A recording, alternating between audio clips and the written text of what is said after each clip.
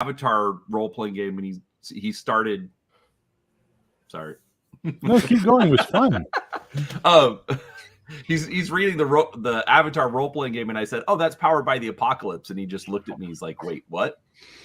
And so then we got into a whole discussion about systems, and sometimes you can talk about just entire game line, like game categories, just by the system name. It was fun. What? Okay, this is weird. Let me refresh. It says we're broadcasting. There we go. Now I was going to say, but I can't see it on my page. I'm like, why is my page just showing the preview picture still? What's going on? Makes no sense. Hey there, hi there, hello there. It's me, Bear, the Gen X GM. I see lots of people showing up in the chat. I see Spine Ticks over on Cody's channel, I'm assuming. Yep. And I see Chris from the Hilt. I see Jenny from the Block. No, just Chris from the Hilt. I see Michael Chad, Legion of Myth, Jason Harris, Seraphis, and Baron G-Rock. How y'all doing, man? What's going on? Mike Percival just showed up. My best to the missus. Adino the Esnite. Someday I'm going to ask you the story behind that, but not today. Carver's also here. Carver has been fucking spazzing out on the comments from the Christmas stream. I get like endless emails. Carver has commented, and it's like a fucking paragraph about something we didn't discuss or some clarification. Man, you're really into Palladium, Carver. I'm telling you now, man. Start a channel. Please start Palladium a channel talking about Palladium. Sorry, go ahead, Cody. What was that? I was just going to say Palladium fans are serious, man. Yeah. No shit, man. Also, Violence solves everything. Bibbity bobbity, stomper boom, romper room, baby. Don't even talk shit about romper room. Was it in Pittsburgh? The girl from Romper Room in Pittsburgh got busted for something really horrendous, I think it was. And then there's another city where their girl got killed because every city had their own Romper Room chick, right? With the mirror, and she got. Am I aging myself for most of you here? Yes. I know. I see Brian and Cody and Malachi and Astro Zombie and the Crafting Gamer. Anyway, moving on. Dale, how you doing? Dr. Huddleston, how you doing? Mr. Dress Up Rock, thank you for free associating, James. I always appreciate that. So we are here tonight. Hey there, hi there, oh there. And we are going to be talking about Palladium Fantasy. Now, I had assumed we were going to be talking about 2E, but Cody decided to start reading 1E, and he seems to be having a change of heart. I don't know. I didn't really have a change of heart from the get-go. I thought I pretty much stated that I didn't care which edition we played. No, I just meant in general about preference. Yeah, I didn't really even have a preference because I've never looked at first edition until today. And I started reading through it. Of course, last night I basically read through the whole second edition book and then read some more of this afternoon. And then I was like, you know what? I'm going to read through the first edition book too because I want to know what that's all about. And yeah. I really what I love about you, Cody? You set me up with song lyrics all the time. Well, I want to know what that's all about. And my brain went, I want to know what you're thinking. And I'm like, crap. Your energy. I'm like, no, dang. Is this what your brain's like, Brian? Is this what is like how I relate to song lyrics, how you see the entire world? Yes. Okay, cool. Good to know. I'm on top of that shit. Notice anytime I bring up something, it's usually going to be like, well, in relation to this, like one time I went to England and you gave me an easy setup, Bear. It was cute when you didn't do it and we did it for you. Now you're just pandering. I don't know. I'm very unimpressed with you, sir, now. Look, got to play to the crowd. Okay. So we are here tonight to talk about Palladium Fantasy. We're not here to talk about riffs. We're not here to talk about TMNT and other strangeness. We're not here to talk about mechanoids. So that's what we're here for. Now, joining us for the first time really on a Four Color Cafe is Malachi. Malachi, tell everybody why you're here. I'm here because I love Palladium. I'm ready to game. But we're not gaming tonight. We're here to talk about the game. Well, we're not just playing. Saying. We don't actually play games. I know. Here. We just talk I've been in chat before. You've been in chat before. Oh my god! All right, so if we break it down, if we take the moment we talk about it, we're going to talk about Palladium Fantasy. Now, Palladium Fantasy has a reputation from 1E of being AD&D house ruled to hell, right? That's sort of how the reputation of it's always been. There are many people who think that 1E is vastly superior because it didn't have any of the Rifts stuff brought into it. And that seems to be a big sort of sticking point. But we do live in a world where Palladium is only publishing 2E material right now, and that's where you're getting more expansion and update. We've discussed previously on the Christmas stream how hard it is to back convert from 2E to 1E, and it doesn't seem to be that difficult. But before we get into all of those levels of things, I would like Cody, if you don't mind. I was going to say Brian. What was I thinking? Cody, would you mind giving us just a general overview of Palladium Fantasy? Just give me the skinny, as they say. Well, your observation is saying it's kind of AD&D with house rules is not too far off. I think that's probably where Palladium. I mean, I would 90% assume that's where all the Palladium system came from. But essentially, it's a skill-based system. Everything's percentiles except for your attributes, but you're usually never testing off your attributes. You're always testing off skills, and those are all percentile-based. You get a certain number of skills based on whatever character class you're playing, or occupational character class, as they like to call them. And for combat, it's a D20 roll. You still have armor class, like in D&D, so it's called armor rating. You're trying to beat their armor rating. Yes, you need a 5 or better to hit, but essentially what you need is more than their armor rating in most cases. And then your opponent also can dodge and parry and roll with punches. And that pretty much sums up the mechanics, the dirty mechanics of Palladium Fantasy. Palladium Fantasy also has its own world, which, to be honest with you, I'm not that familiar with. I've never really looked into the Palladium Fantasy world other than what is presented in the core rulebook, because that's the only thing I've read. I've never read any of the source books or anything for the most part. So I don't know much about the lore or anything. But yeah, it's, if you've played D&D, it's not too far off from that, other than it's much more of a skill-based game. The combat system is more reactive, which is, in my opinion, I really like those kind of systems. I've always been a big fan of the Palladium combat system. I think it's the strongest element of all the Palladium games. I really always have loved that combat system since I was a kid and played the Palladium games.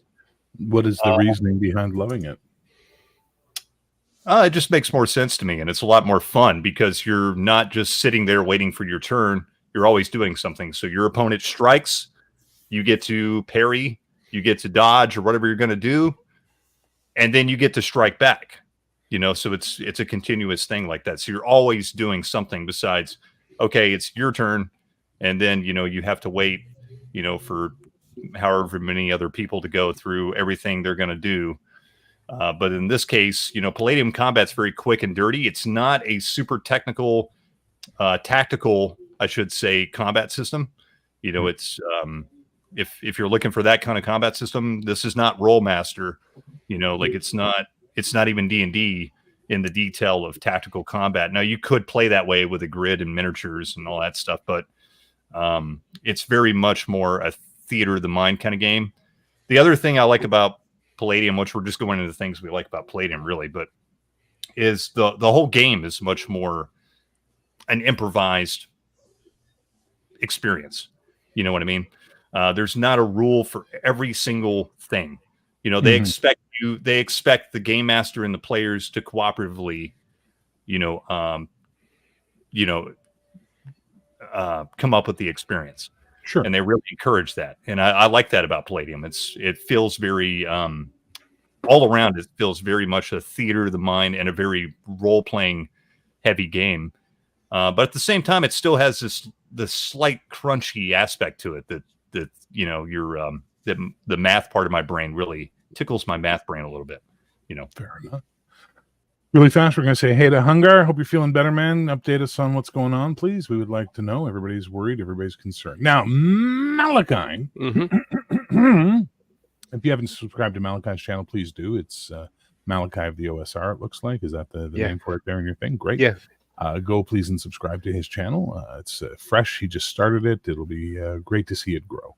And why are you not subscribed to GM Cody yet? Why? What do you got against him? Look at that hair. Come on, man. He looks like a painting of Aragorn. I mean, come on. Let's be honest. Creepy. Good Aragorn. Malachi. Yes. Do you agree with what Cody said? And do you have any other opinions on it? I agree 100% with what he said. And do you have anything you'd like to expand on that with? Yes, I agree. No. That's the end of the conversation. Joining us in the 11th minute is, of course, the one, the only. Oh, wow. And we will talk to him in a second. We're talking to Malachi right now. So Len knows when he shows up late to sit there and be quiet. So Malachi, go ahead. Hola. Happy holidays. Yeah, you too. Both of you. Shut up. It's Malachi's turn. Stop talking. Good God, you children. What am I being busted for? I'm blaming you, Brian, because it's easier that way. That's you fair. Blamed me for everything in your stupid video today. You put it all on my shoulders. No, like I did not. Man. All right. No. Oh, don't you start that. Anyways, go Malachi. Malachi. Oh, yeah. Yes. Brian says go. Now you must go. I'm waiting for the question. Do you have anything else to expand upon what Cody said? Third time I'm asking. I think he covered it very well. So you have no other insight you want to give about the system other than everything Cody said is awesome? Yeah. Okay. Sorry. Brian, your feelings on Palladium? Okay, so I'm going to have to talk about Palladium just in a general sense. Yeah, because I, as we all know, Brian's not the fantasy guy. But let's be honest, Bear's getting interested. I'll probably, be following just out of general principles. But the thing that I do like about Palladium is really what Cody was getting at as far as that reactive system. I didn't understand it back when I was a kid. Like I thought the whole, especially because of their wording, it was, you end up with 7 attacks per round. Okay, well, I get to attack every round. Well, you're supposed to use your attacks for parry. You're supposed to use your attacks for dodge. So, but I didn't understand that. But as I've been digging into things and following things over the last year, I think it is actually a very elegant little system where it keeps it easy as far as, okay, I need a 4 to actually hit my target. Okay, well, it seems really easy on a D20. But then when you realize that, okay, now that's that the target number that your opponent needs to dodge or block or whatever it is that they're going to do, then you start seeing how it can actually be a little bit more fun. Like Cody said, getting people more involved. I was actually flipping through Ninjas and Super Spies and found the section on vehicle, literally just opened to the section on vehicle combat. And I realized we're like, me and Malachi are essentially just saying, oh yeah, I agree with whatever Cody said. But his point about where they're also leaving it kind of open. Yeah.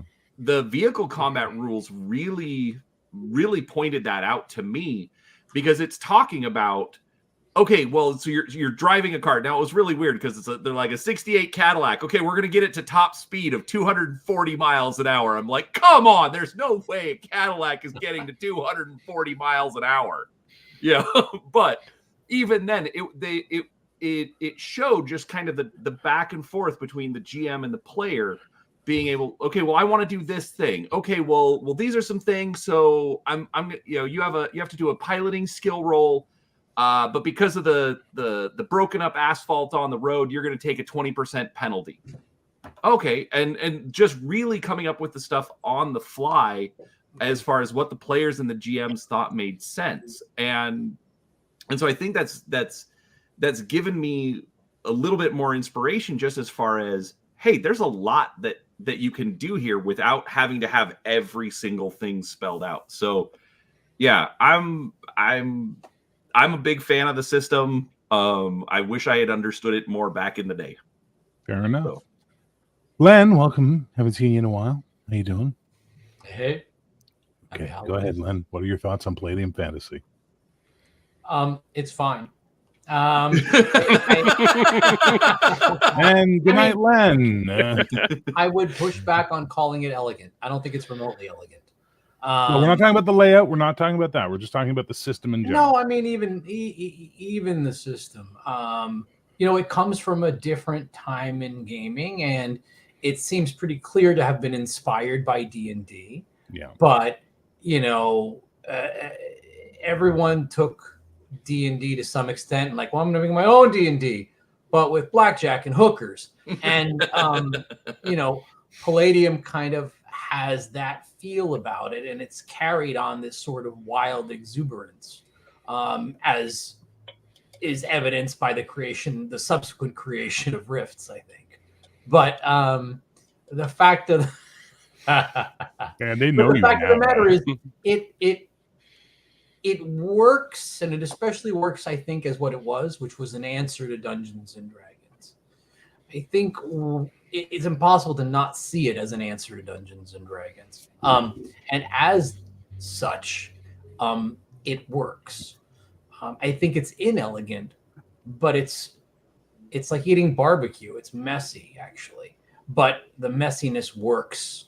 Hang on, I have a question. Yeah. What in that analogy then of Palladium Fantasy is barbecue? What is D&D? Pizza?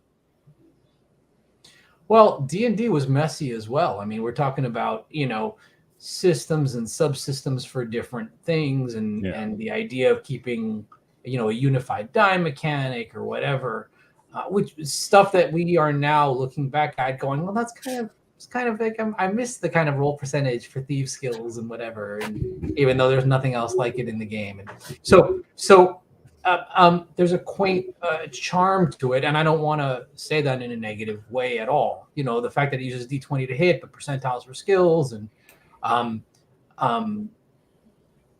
objectively, when you look at the different rules and sub rules, it feels a little messy. But again, it's a very fun kind of messy. It's a very pleasant kind of messy. And I'm not saying AD&D wasn't, but I think by 3.5, let's say, they tried to tighten that messiness up, for better or worse. But it's more with the amount of Southerners in our chat and in this, I think your barbecue analogy is going to be like, and since, there's an awful lot of barbecue heads here. So, dude, I love barbecue. Notice I said messy and wonderful. I didn't say anything bad. And real quick, I think an easy way to take that barbecue analogy, is it's not that D&D is pizza instead of barbecue. It's Texas versus Tennessee barbecue, or North Carolina, or whatever. Pick another not Texas barbecue. Kansas. Everyone randomly pick one, I guess. Right. Well, no, but I'm saying you could use it as that's your, it's still barbecue, but just different. Yeah, but in the modern period, like in the 70s, I'd agree with you. They're both a different type of barbecue. In the modern era, fucking McDonald's, the McRib. You know what I mean? D&D is a McRib barbecue. You know what I mean? D&D's a McRib. You know what I'm saying? It feels like a barbecue, but no. It's edible. Anyway, right. Yeah, it's edible, but I'm going to regret it tomorrow. I'm not sure it's any other further points you'd like to make? Because I love SDC. Easy as 1, 2, 3. SDC. I'm in a singing mood tonight, guys. So if you don't like my voice, now's the time to leave, because I'll sing everything they put in front of me. That's what I have to say for the moment. Okay. All right. And joining us from the Legion of Myth, Mr. Max Liao. Hello. I put myself as the founder of the feast, but I think ultimately, really, that should be Max's term, since he's the one who got us all on this Palladium kick, actually. So I've only been covering it for over 2 years. Thank you, sir. Right? Thank you, sir. I blame his interview with Kevin, his first one. That was a good one. But Max, we're talking Palladium Fantasy tonight. Give us your overview on it.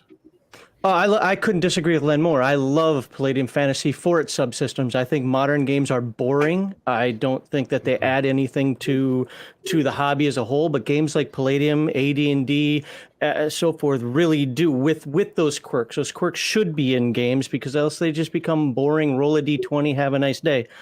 With that said, Palladium Fantasy, I love it, but it does have a couple of struggles. I wouldn't call them faults. I loved them because I was an experienced gamer. You can find that the classes can be a bit quirky, and if you don't know how to handle those OCCs up front, you might be like, well, why does my character not improve at all? Well, your character does improve. It's just you're front loaded. Well, I've got this weird ability, but it only happens in this niche aspect. Yes, you're right. It's up to the game master and it's up to you as the players to create that. It's not, well, you can do it. It's not a dungeon crawl game. It's not a boring every 10 minutes, whatever. You're role playing through the game. I think Cody said it's very much theater of the mind. It's very much reacting to what you do as players and characters. And Heathen Dog says this really well. Palladium, doesn't matter which version of it, but we're talking Palladium Fantasy. So I'll say that Palladium Fantasy is the second role playing game you should play after pretty much anything else, D&D, Forbidden Lands, or whatever, because you need a little bit of experience, at least as a game master, maybe not so much as a player, before you're ready to take on some of the idiosyncrasies of the game. And that is what's fantastic. It isn't messy. It's absolutely fantastic. It's cinematic and it's a novel-esque. And that's what I'm looking for in a game. Okay. That was... Everybody else take notes, man. That's how you sing the praises of a game you love. Holy shit, dude. Oh, wait, no, that's when you've been talking about the game for 2 fucking years straight, and you completely narrowed down all your comments into just concise fucking bullet points. Okay, now, all right, so let's deal with the 800-pound gorilla in the room, and I will give my opinion and then see who disagrees with me. Could be, maybe not. I think we're all going to be in agreement on this.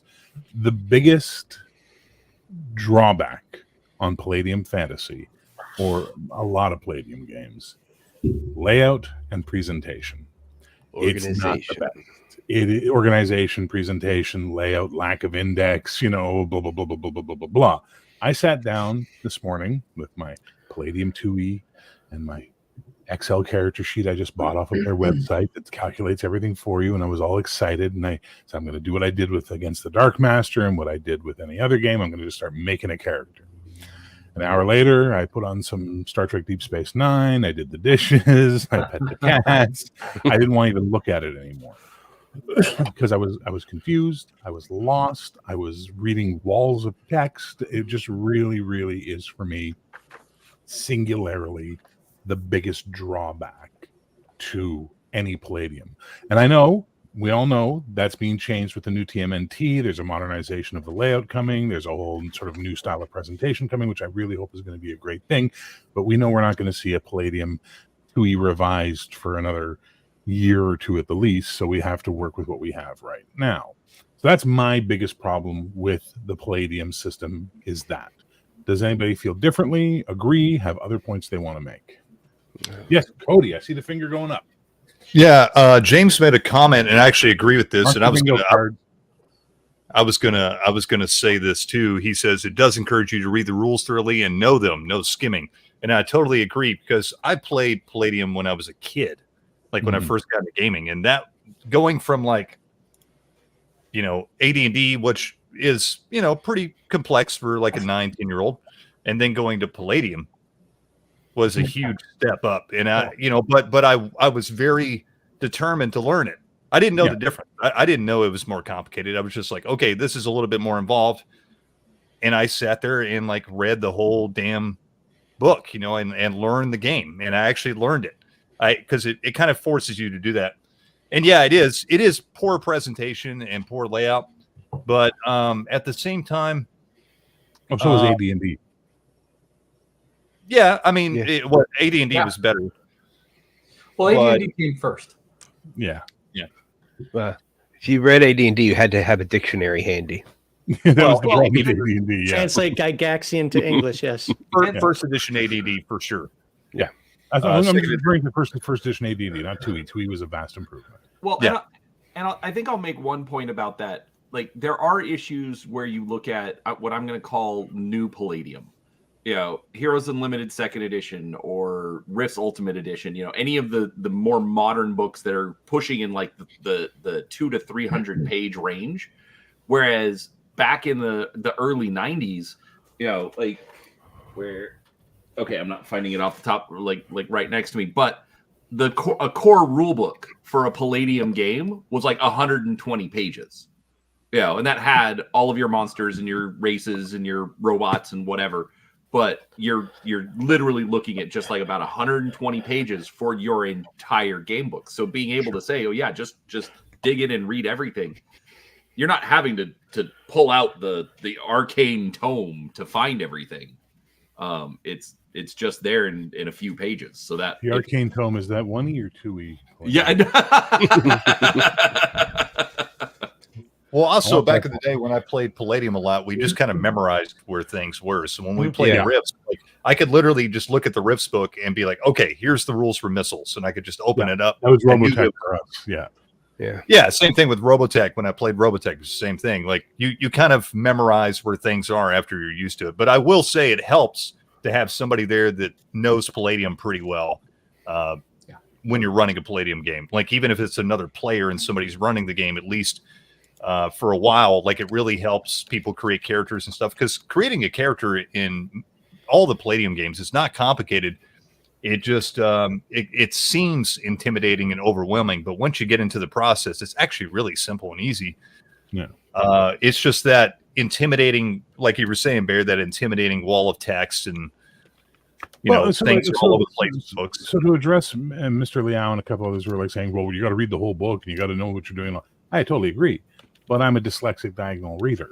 Yeah. So it's laborious for me to read the whole book. It's laborious for me to have to go through the whole thing step by step. It's not impossible, but it does make my brain slow down. It makes me tired. It takes me a week to do it, et cetera, et cetera, et cetera.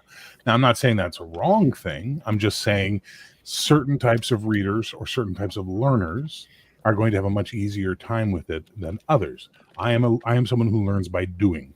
Examples shown to me and then doing, right? And that doesn't have that ease for me in Palladium's layout, specifically in Palladium Fantasy 2E this morning, in that I want a step-by-step character creation walkthrough just as a one-pager or something that says do this, then do this, then do this, then do this. And that's something that modern games have really picked up on, I think, more so than older games. And we see it a lot in the OSR now. We see a lot of people when they do their D&D hack or their D&D clone are putting their step-by-step character creation. Free League. Free League are masters of it. Modifius, they're close. But against the Dark Master, absolutely amazing. Like it's probably one of the best. Like I literally opened the book for the first time, turned on the camera, and did a live make a character, and people who knew the game were going, yeah, you only missed one thing here, type of thing. And it was really a very different beast. So I think that's something that I would say colors my view of it, as opposed to saying it's a universal belief or a universal trope. But you hear it enough from the community that there's got to be some meat on that bone. Can I make a response to that? Absolutely. I think one of the issues, at least in my experience, is that especially ever since D&D 3 and Pathfinder have become these encyclopedias versus being game books, is that people are afraid to make mistakes. Like they have to look up every rule. We didn't do that. Okay, so you know what? Your control roll was supposed to be minus 20%. I gave you a minus 10%. Who cares? But everybody's like, no. It's supposed to be. I don't care if it's what it says. What does your character sheet say? Well, I get a +2 to strike. Great, you get a +2 to strike. I'm giving you an extra +1 because you decided to brace against the wall. Well, where's that in the book? Because couldn't it be a +3? No, stop opening the book. That's one of the awesome things about Palladium. Is you were talking about the character creation. Yeah, the character creation can be long. But everything is on your character sheet when you're done. Yep. Everything. You don't need to look at the book. It's all right there in your character sheet. There's no rule looking up unless you're using magic. So it's all right there. You're ready to go. You're playing the game. And finally, to kind of combine them together, think of the Palladium system as a framework. It is a rule system, but it's not going to give you every single +1, -1, +5%, -5% that you can come up with in the game. It gives you that framework, and then you as the game master adjudicate it from there. And that's what I love about it. Rulings over rules. No, it is absolutely a rulings over rules system. I agree. I'm just talking about the most common complaint for the game. Can I jump into that rulings over rules thing? One last statement, then yes. It would be what I would qualify as a barrier to entry in the modern age of gaming. That's all I'm saying. Okay, go ahead, Len. Bear, I think there's no question that what you're saying about the structure and the organization and even just the way it's written, it would, per contemporary games, be seen as something of a barrier to entry. Back then, we didn't care. We bought it. No. We read the book cover to cover. Teenage Mutant Ninja Turtle, I read it more than once cover to cover. So we just, and we didn't think twice about it. So, but there's something that Max mentioned about rules not ruling, about providing a framework, and about not nitpicking every rule or having every rule set out. And I think Palladium is an excellent example of doing that correctly, but you can do that incorrectly as well. And it's hard to figure out. I haven't put my finger necessarily on how it's done correctly or incorrectly, but I know that no game is going to give you a specific rule for everything, no matter how much money the game company wants to make by putting out splat books. You're always going to be making calls. There's no game that is going to give you a rule for everything. But there are games that, so all games are frameworks. The question, all games are frameworks. Some are better at it and some are worse. And the ones that are better at it have enough detail to make it easy for the person running the game to be confident about how to utilize the tool that's in their hand. And there's something about what Palladium offers that does that. Pardon me. I know a lot of people say that old school Essentials or Classic BX was the same. And there I love Classic BX. I'm an old guy, so of course I love Classic BX. But I have to say, delicately, there I'd have to push back. I don't think Classic BX actually gave enough assistance in terms of rules versus rulings, and it's easy for us now in our 40s, 50s, 60s to say that. But at 12 or 13, it maybe was a little bit more daunting. But Palladium, for whatever reason, and maybe just there's enough words, there's enough text, there's enough detail that they go into, that you do feel comfortable sort of running with it. Okay. For whatever that's worth. Well, I'll tell you, look, to just jump back to what we played, which is we played Robotech. That was the Palladium game we played, was Robotech. I don't recall us ever stressing about rules. I don't recall us ever flipping like maniacs through the books. I just recall us going, roll. What are you doing? Okay, roll. I just remember that's how we played it. I would say there is an argument to be made that the modern gamer has been changed quite a bit. James says earlier something James said, which was wing it and play on. Motherfucker, have you watched how I run the Star Trek game? I'm ignoring rules. I'm like literally people going in the chat going, there's a rule for that. I'm going, whatever, we're going, moving on, because I don't give a shit. But we're just sort of taking an overview of the system at this point. Okay. Anybody have anything else they want to add to the layout, barrier to entry, sort of bugaboo of it all? Other than what I said before, I think it just helps a lot when you have somebody there that knows the Palladium system and can explain it to everybody. And it really, the Palladium system is pretty damn simple, and it's intuitive once you get into it. Like, it looks daunting, but it's actually a pretty simple system. It's roll D20 to attack, roll 100 percentile for skill. That's it. And there's other stuff there. But there's nothing complicated about it. It's a very simple system. So once you actually start playing, once you get the players in there, past that barrier of entry of the intimidation of, the books, and they actually make characters and start playing, everybody I know that's played Palladium, even to this day, still remembers how to play Palladium. I can talk to my friends that we played 20 years ago, and they're going to tell me exactly how to do an attack and how to make a skill check and all that stuff. They remember all that stuff because it's simple. There's nothing hard about it. D20 over 4, is that it? Is that the basic attack modifier? Over 5. So roll over 5 on a D20 and you succeed. 5 or more. And on a skill, roll under your skill percentage and you succeed, right? I thought it was 4 for melee, 5 for shooting. It's 5. It's you want to get a 5 or better. So I guess it's over 4. Yeah, so you want to get a 5 or better.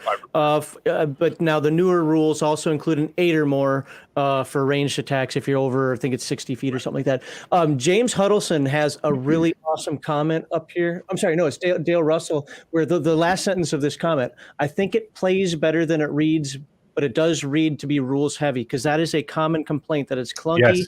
It's rules, but it's not. And there is something about that. I love Kevin's writing, but there's something about his technical writing acumen that I'm glad Sean's there for, that hopefully clears it up, because his lore books, all his world books and so forth, whatever, for any game, Palladium Fantasy Rifts are absolutely fantastic. Rules presentation, yes, it looks clunky, but it isn't, and that's the one misconception we can get people past, I think they'd love Palladium. That's probably what's most frustrating. The fact that it is not a complex game. There are complex. It looks complex. Yeah, it is not a complex game. It is, and the presentation tricks you into thinking that, and that's yeah. I remember we tried to play Advanced Recon. We felt like we were playing Aftermath. Hold on, that doesn't. What the hell is this? That doesn't count because Recon is a before they completely start different climbing game. up the chair and me again, like they did yesterday. So I'm gonna let you guys talk. I'm gonna run feed the cats and come back. Okay. I will agree with Max. I love just reading the lore in the books, and I will reread the books. It's that good. I have an entire shelf of Palladium, an entire shelf of little Shadowrun and mostly Palladium books. So yeah, and maybe again, maybe Kevin was writing from. I mean, his writing was much smoother than AD&D. Than High Guy Gex. Well, he used English. Well, hey, let's use the not passive tense occasionally. But like I said, even the writing, I think, is a response to Dungeons and Dragons. And it's certainly more legible, and yet there's still so much. And maybe it is all his flavor, all his narrative that he adds is what makes you comfortable winging it.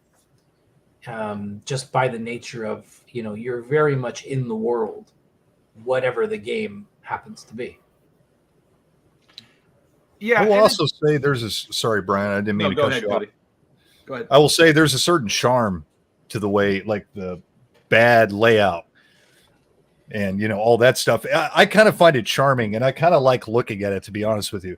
I don't know what it is about it. I can't explain it. It's just an ethereal thing. Like every time I pick up a Palladium book, it's just like I want to look at it. Like it's fun to look at. I want to read it. It interests me for some weird reason. Like, so that never actually, I understand that's a barrier for some people. It's never been a barrier for me because it's kind of attracted me in some weird way. And I can't really explain it, but it is kind of charming in a way. I feel exactly the same way. And it's not just with Palladium. So I get you. Yeah.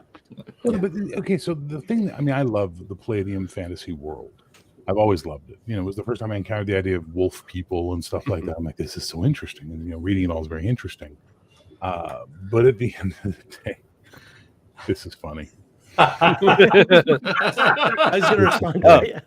And I will agree. I will agree with that 100%. People who are into Palladium are suffering from Stockholm syndrome because their brains finally got it, so now it's nothing for them. But there's a benefit to consistency. On someone's channel just got $20. Whose channel was that? That's mine, Legion of Myth. So thank you, WR Finger. So sorry, let's deal with that. He paid. Let's deal. So thankful for you all taking the time to discuss this. I haven't heard anything I disagree with every time I pick up a Palladium book. There you go. Look at that. Real quick. Yeah. Is it a Palladium book? It doesn't come up very well on the camera, but is it really a Palladium book if it's not in Times New Roman? I mean, come on. Right. I'm reading Aliens Unlimited, and it's not in Times New Roman. I'm like, who wrote this nonsense? The new printing of TNT isn't. Oh, I know it's not, and I that is one thing I will quote unquote complain about the addition of Sean Robertson and his approach to it. The new TMNT looks gorgeous. I have no doubt that it's laid out better or probably indexed better, whatever. But it also doesn't scream this is a Palladium book. And there's something to be said for consistency, even if your consistency is inconsistent. Like the poor, I don't want to keep saying poor, but we'll say the disjointed layout sometimes of the rules. There we go. The challenging layout of and to be fair, it's just the rules sections. You do get used to it. Maybe there is some Stockholm syndrome in there, but if it is done too well, you're going to be looking. I guarantee you, the first time I read through TMNT, I'm like, where is this? Come on! There's got to be something missing. There's got to be something out of place over here that was supposed to be here, because you're just so used to it. Someone's giving an echo. I don't know who that is, but apparently Walter MC is picking up an echo. I'm not hearing an echo. I'm not hearing an echo either. Hello. Do you have multiple channels open at the same time, Walter? Maybe you should mute all but one. I don't know. I was gonna say, yeah, he's got one comment or two comments in here that are member comments. One that's a regular comment, and one that's a linked comment, probably off of my. I mean, because I know he said one in mine. So yeah, he's in Walter, all 4 channels when there's 1, 2, 3, 4, 5 channels. You're missing one, sir. You're missing a channel. Anyway, okay, so let's keep it moving forward. By the way, very quickly, someone made a comment about bad editing. I'm not gonna name the company, but Palladium ain't got nothing on this other company when it comes to God, no, please go ahead, Malachi. Oh, I was gonna say I know the company. Dude, okay, if you're a FASA fan from the old days, okay, no, I'm just saying, just let me put something in perspective for you. As a FASA Star Trek fan, there was a proofreader in all of their books named Donna Ippolito. And every book we got, we'd be like, why is Donna getting money? How does Donna have a job? Like, it was insane, you know? Okay, but, all right, so this is the big one. This is we had the 800-pound gorilla, now we're going to go to the 900-pound gorilla. Palladium Fantasy 1E, Palladium Fantasy 2E. I know that is a massive break point for a lot of fans because there are the Palladium fans who do not care for the Rift stuff. They don't want the MDC. They don't want the characters having SDC, et cetera, et cetera, et cetera. And there are the people who think grow up and just join the Megaverse and enjoy it all because it all becomes compatible and your games can only get better when you can pull stuff from different places and make them all work together. First question, do you have a preference, Brian? This is going to be an easy one because I've never played either. Okay. My preference would be for second edition because of its compatibility and interoperability with the other games. Okay. Malachi, I know you have actually played a lot of both, and you have a wall of Palladium books about to fall on your head behind you. That's all blurred out. Yeah. But no, I think I would actually prefer a second as well, partially because of how easy it is to draw from other game lines into it. Not just that, but I mean, I don't want to have to fuss with sitting down converting stuff from second edition if it's already been converted. Like the Innsloth Jungle was just re-released. All those OCCs are all converted. That saves me a bunch of work. Okay. Cody? So I've only started looking at first edition today. So I read through second edition again last night. I read through it again this afternoon. And then I read through first edition. And I've never looked at first edition. I actually quite like the look of it, to be honest. The things I liked about first edition, I kind of liked how it's a little bit like, first off, the layout is really good in first edition. I think it's like one of the best laid out Palladium books I've seen. I'm like, holy shit, this is actually, it's very easy to follow along with. So I can say that about it. It's one of the only Palladium books that's like, it's very well organized and laid out from what I could see. I like how stripped down it is. Which is kind of weird because I go both ways on this. I like really complex games, but I also really appreciate games that are elegant and streamlined, and first edition seems a little bit more elegant and streamlined. But it still has all the stuff you have in second edition to an extent. Like you still have most of those classes and stuff. Mm-hmm. I like the spell system in first edition. I don't know if I like it more than what's in second edition. It's essentially spell points. Yeah. But it's a nice, elegant spell system. But yeah, I could understand wanting to play second edition over first edition, just like everybody said, the compatibility with all the multiverse of stuff that's out there now. Megaverse, sir. Megaverse. Yeah, right. Which use the proper branding, sir. I mean, to be honest, as a GM, Sean might be watching. To be honest, as a GM, I'm gonna be bullshitting all those numbers anyway, so I'm not too concerned about that if I was running it. But I understand if you want to pull some resources from Rifts, or you want to have the Palladium characters jump into Rifts or Ninja Turtles or whatever. Mm-hmm. That would be really easy to port over, but. First edition looks pretty cool, actually. I would like to just play it just to see, how it plays out. It looks really cool. Also, I really like the art a lot better. Yeah, there's something to be said for that. That's fair. Yeah, okay. It was really, really draw me in. I've never seen second edition, and I'm going from memory of first edition, and it's been quite a little while. If I could get my hands on a copy of first edition again, I definitely would.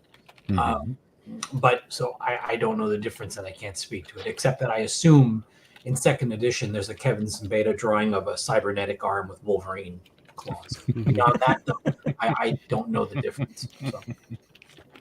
Fair. All right, Max. I only have experience playing second edition, so I lean towards that. I like conceptually the ideas of first edition from the couple people that tell me a lot about it. I like the lower bonus pluses and minuses. I know somebody was saying in chat earlier that they don't get bonuses until 16 or higher. Yeah, good. Like stop worrying about bonuses and start playing characters. So that doesn't bother me at all. I kind of like the concept of keeping it lower, making armor a little more useful. Because if you're wearing an armor with an armor rating of 8 and you've already got a bonus of +5, does that really matter? But again, my experiences with second edition, I could go either way. But if I had to pick one to play, I would say 2E simply because I know it better, and it's the current edition. It's the one that's supported the most and on into the future. But I wouldn't be adverse to trying first edition at all. There you go. Cody, I look forward to the first edition game you're going to run because I have decided we're doing second edition for the game that we're playing, just because I eventually plan to have you fight Splurgoth and, Atlantean slavers that show up in High Asia. Why not? That's awesome shit. You know what I mean? Like that. Yeah. That's the kind of stuff I want to do. Is I want to have the fantasy game and then have the doorway to Gonzo if I need it, but very cherry picked Gonzo as opposed to Rifts where it's just like everything. Good luck. I agree. But at the end of the day, I would love to try first edition, but I would like to play it more than run it. You know what I mean? Like if I'm making the investment to learn the system, I want to learn the system that's once I'm done learning it, I can pick up any other Rifts book and get up to speed as fast as possible without having to start doing conversions in my head. You know what I mean? Yeah. That's just a me thing. But at the end of the day, who here feels bold enough, because Dale asked earlier, what is the difference between 1E and 2E? Who feels bold enough to explain that on the panel here? Yeah, it's a pretty big, tall order, right? I mean, we got people in the chat who'll be like, I can help. I could, I've only skimmed over first edition, second edition. Now, I've never played either, to be honest. Like, I've played a lot of Palladium games, but I've read this book a lot because it's a game like I've always wanted to play and never could talk anybody into playing. Yeah.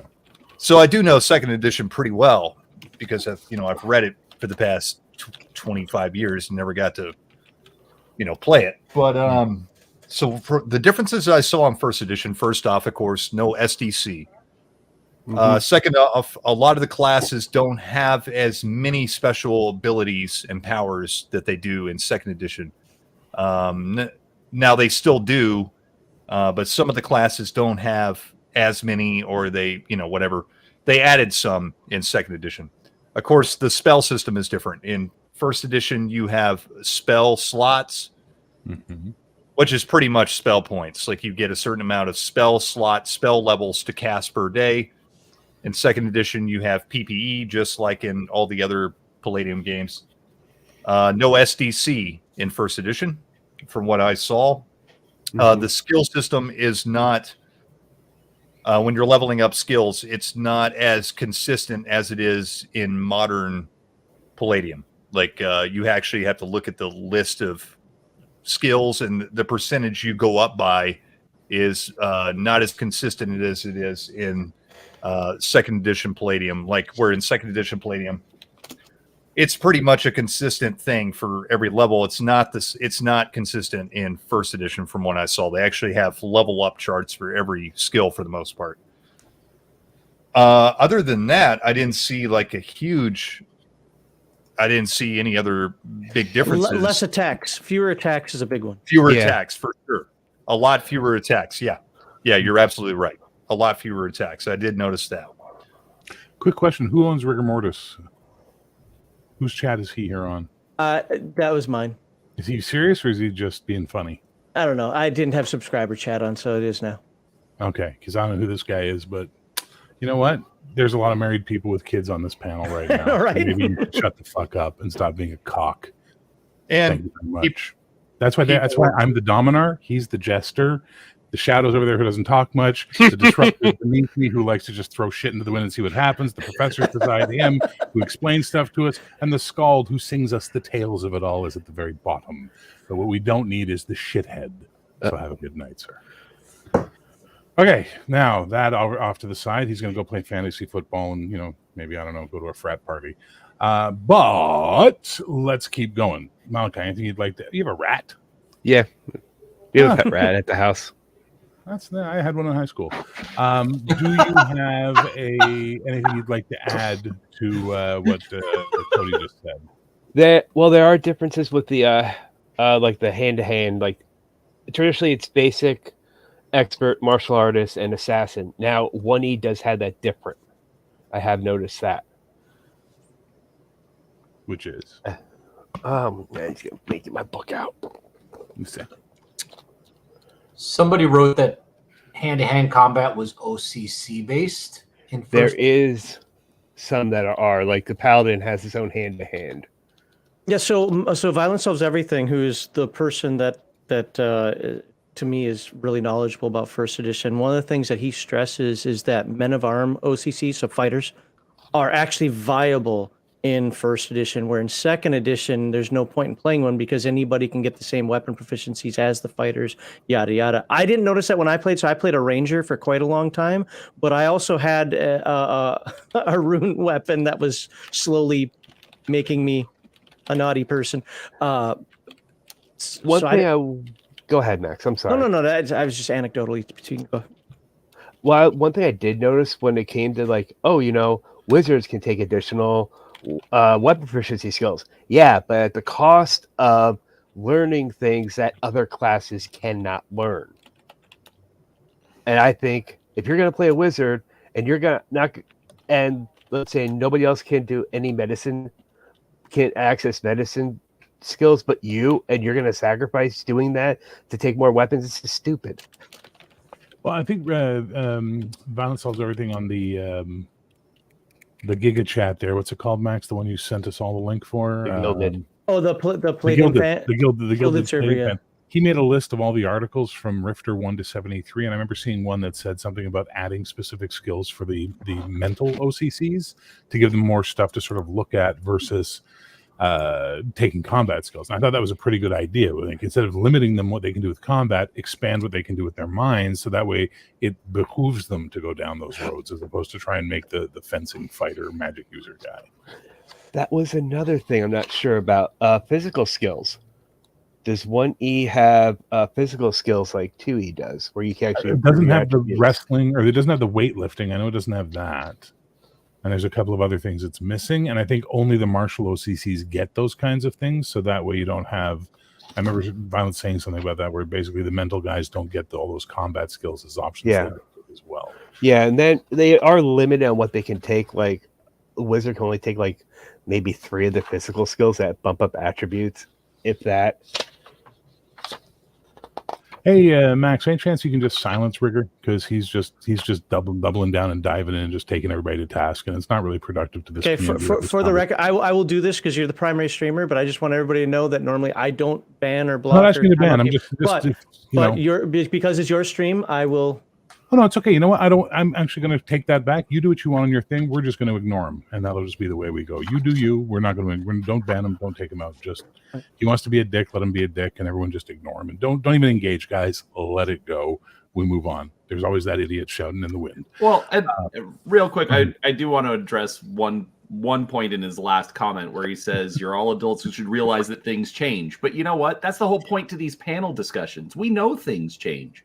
And so we're talking, but we are talking about things that we like, things that we don't like. You know, how have things evolved? To me, it helps make a better understanding of not only where gaming was, but where it is now. You know, do you want to bring some of those old rules back? So, yeah. Also, dude, it's additions with an E. Yeah.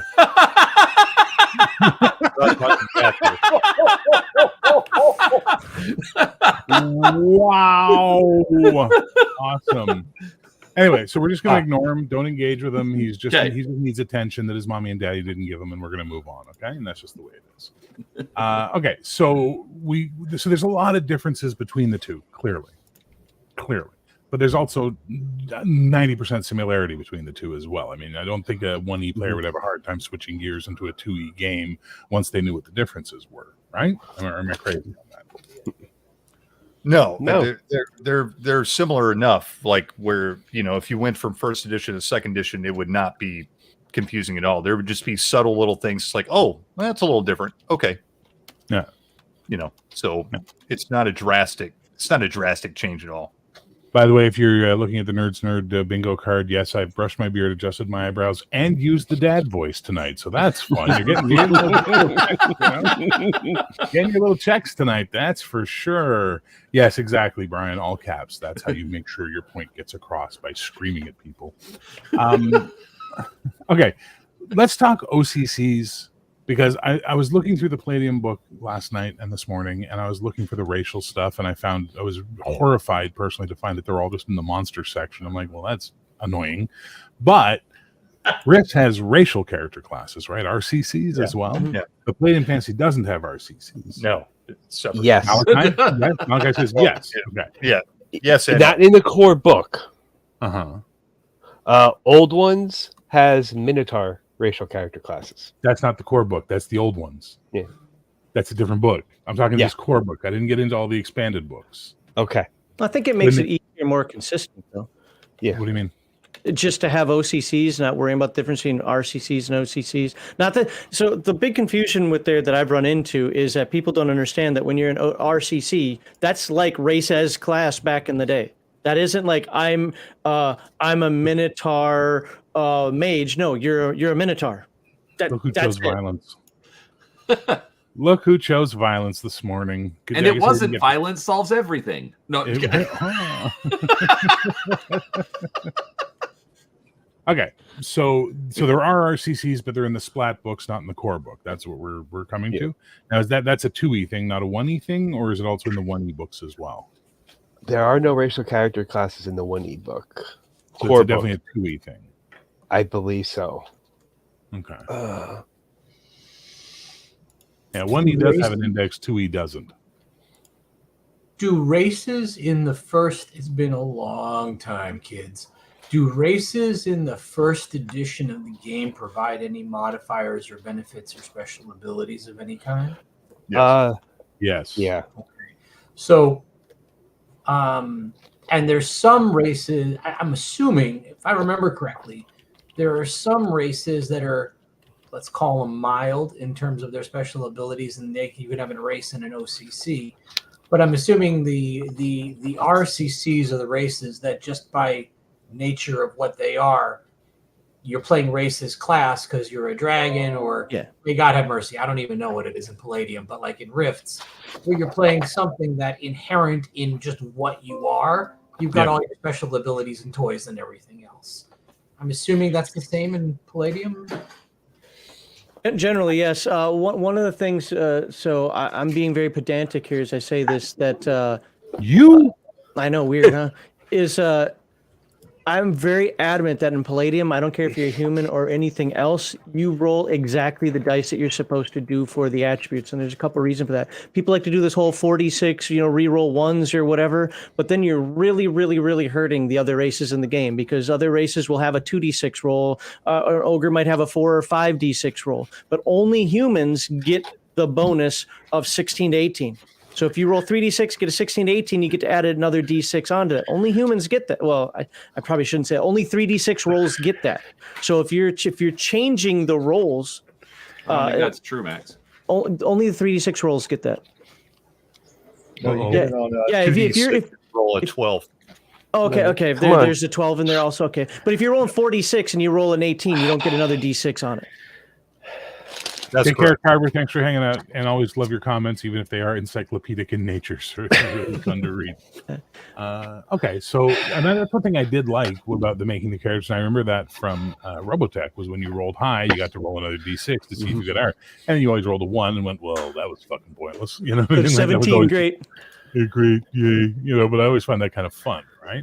But okay, so the RCC question that Len was asking, though, or the racial thing is, like, take the elves for example. From what I saw, they're not like every other fantasy game out there. Elves are death on wheels because they all buy into that fucking elf propaganda Tolkien shit written by tricksy hobbitses, where elves are the greatest thing in the universe.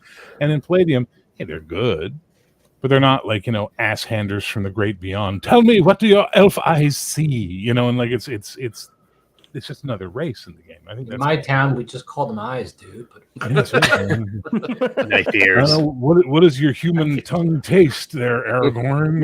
Like, well, tell me what your dwarf ears hear. Like, no. But the point is that I've noticed in the core book, and again, I can only speak to the core book. From what I read of the PC, the player races, nobody's really over the top powerful compared to the other. They all have a little bit of special ability or something that they get. But I don't feel like the humans got done dirty like they do in every other game, where it's always like, you're a human, pick something. You get something, you're better at this other thing, and you get a chance to re-roll things because you're a human, and you get more skills because you're a human. It's like, really, the shortest lived race gets the most skills? Like, what? That makes no sense. But I think they do a really good job of just having them all sort of have a flavor, a thing, and not overshadow each other. Am I wrong or right for the Palladium heads here? I think you're absolutely right. Yeah. Yay, I understood what I read. And Max is right too. Like that's one thing you don't want to do in Palladium is change the dice rolling, because that's an integral part of the racial of the races, right? So if you change that, it's not going to work out. You're really, really shafting the characters that are playing elves and dwarves and whatnot. The other aspect of that is, unless second edition added this in, and I don't believe that it did, as far as I know, only Rift's Ultimate Edition did this, there are no penalties for having low attributes. So if you have anywhere between a 3 and a 15, it just means +0, move on with your life. You don't have to cry about it. Yeah, the low attributes are just for role-playing the character. And maybe OCCs. You might have an OCC requirements. Minimum. Yep. And I sat down the one night and I made a TMNT character. I did 3D or 4D6 drop the lowest. No. Palladium as a system will work better if you do 3D6 for humans and don't add a die and drop it. Yeah. Drop the lowest. Stick with the 3D6. Bet you there'll be a lot less crying about, the bonuses are too high in this game. Well, if everybody's, it's just funny. All 8 of your attributes are 16, 17, 18. How did that happen? Well, hang on. But like, okay, so Vaughn says low ME gives low ISP for psionic characters. Well, if you rolled your stats and you have a low ME, maybe you shouldn't play a psionic character. Yeah. Unless you want to make that the theme of your character, which is, I'm like, the world's worst psychic. I mean, like, now, do you allow placing them how you want? So I do. I allow placing how you want, so you can make. Discord is not muted, and it's annoying, Mr. Boivin. I don't know. It's not mine. Mine's always muted. Yeah, mine's always muted as well. But I forgot what to say. Do you allow? You allow placing of stats wherever you want. Yeah, I allow placing before taking skills and so forth. I allow placing stats where they want, because if you want a fighter type, I have no problem with you putting your highest attributes in physical endurance, physical strength. I don't have a problem with that. I have no problem with that as well. I think that's one of the things we used to do it by default in D&D. We never played down the line, like even starting in 85, 84, 85. We just put them where you wanted because I want to be a ranger. Okay, well, do you have the stats for a ranger? Good luck. There you go. Yeah. So I can see the same thing working in Palladium. I don't see it being an issue. Well, Brian, you want to jump in? One thing also that hasn't been brought up about, or maybe I just got distracted because squirrels and I didn't notice it. But another thing to point out about Palladium stats, like everybody kind of does the I want to do 46 and drop them because you want bonuses, and you want to avoid the negatives. Like in D&D, you have negatives for having low stats, but until Rift's Ultimate Edition, Palladium hadn't even done anything as far as low stats. If you had a 5, well, okay, you had a 5, but it wasn't the only real advantage to the higher stats is that you did get those bonuses. So you could have a low score and not have a problem. And as much as I understand the irony of the next statement I'm going to make just on the verbal English component of it, Violence solves everything as a point. Yes. You know what I mean? Like, I'm not saying that I think violence solves everything. I'm saying his name is that. But he's right, and so I retract what I said about being able to put them where you want. Fuck you, roll them, and take your. I'm always thinking humans because that's what I play, and I'm thinking the 3d6 because I do more TMNT after the bomb than any other game. But yes, If it's my campaign will have no humans in it, so yes. Well, but are you go? Well, hold on, but okay, let's change it then. Instead of human, it's 3d6 down the line. If it's 3d6 down the line, that's fine. But it's when you have the alternate, I'm an ogre, so I roll 5d6 for my physical strength. Yeah. Okay, well that has to stay your strength. Yeah, exactly. What I used to do back in the day, what we used to do is we would roll like 2 or 3 sets, and you pick which one you want. Like that's the way we used to do it. And again, like attributes don't really. Besides, like exceptional attributes don't affect you as much in Palladium as they do in other games. So, Chill Gamer, basically, we have 5 people streaming this with 5 people chatting in the various chats. So we can see all the chats here in StreamYard, but you only see the chats of the channel you're in. Sorry. I'm doing my best to punch up the ones that are counting, but I get a little into the weeds too, and they just zip by. But that's okay. So we have Len. Len is like on the spectrum when it comes to reading comments because he'll be like, "There was a comment 5 minutes ago. We should go back to." That's why he's the perfect. That's a good YouTuber right there. I sound sexier when you say it. But yeah. And he doesn't have a channel, Max. You should. He joins us. By the way, there was a moment earlier when Cody said, "I agree with Max on the blah blah blah blah blah," and I'm like, went scrolling back through the chat to see who was named Max or if it was Blevan. I'm like, "Oh, fuck, no, Max." Oh. Someone, I think it was Dale, made a comment jokingly, which is where there's no difference between 8 strength and 15 strength, and I'm wondering, there's no modifiers, but is there some sort of difference between an 8 and a 15 apart from game modifiers? I was noticing in the chat, funny enough, you mentioned it, Bear, that some people were mentioning that different abilities are applied for like they're used to determine your hit points or your PSP or some other, your speed, but I'm just wondering, like, if you have an intelligence of 9 and intelligence of 16, is there no mechanical difference? When it comes to IQ, you multiply your number by 10. That's your character's actual IQ. But what does that mean mechanically? Not really that much with intelligence, but strength, it affects how much you can lift, how much you can carry, how much you can drag. That's right. I remember that now. Well, there's one other, and I do not know where this rule is written. I know I saw it when we were doing all of our reviews, but I forget which one it is. So it may not be in Palladium Fantasy, but if you don't have a skill, the base percentage of the skill is your whatever relevant attribute is. I think it's intelligent. Yeah, I think it's intelligent across the board for Palladium. So let's say you have intelligence at 9, you have an 18% chance, because I think it's times 2 if I remember correctly. So you have an 18% chance to perform a skill that you're not trained in. But I forget where I read that one. And of course, you get upfront bonuses for exceptional abilities. Right.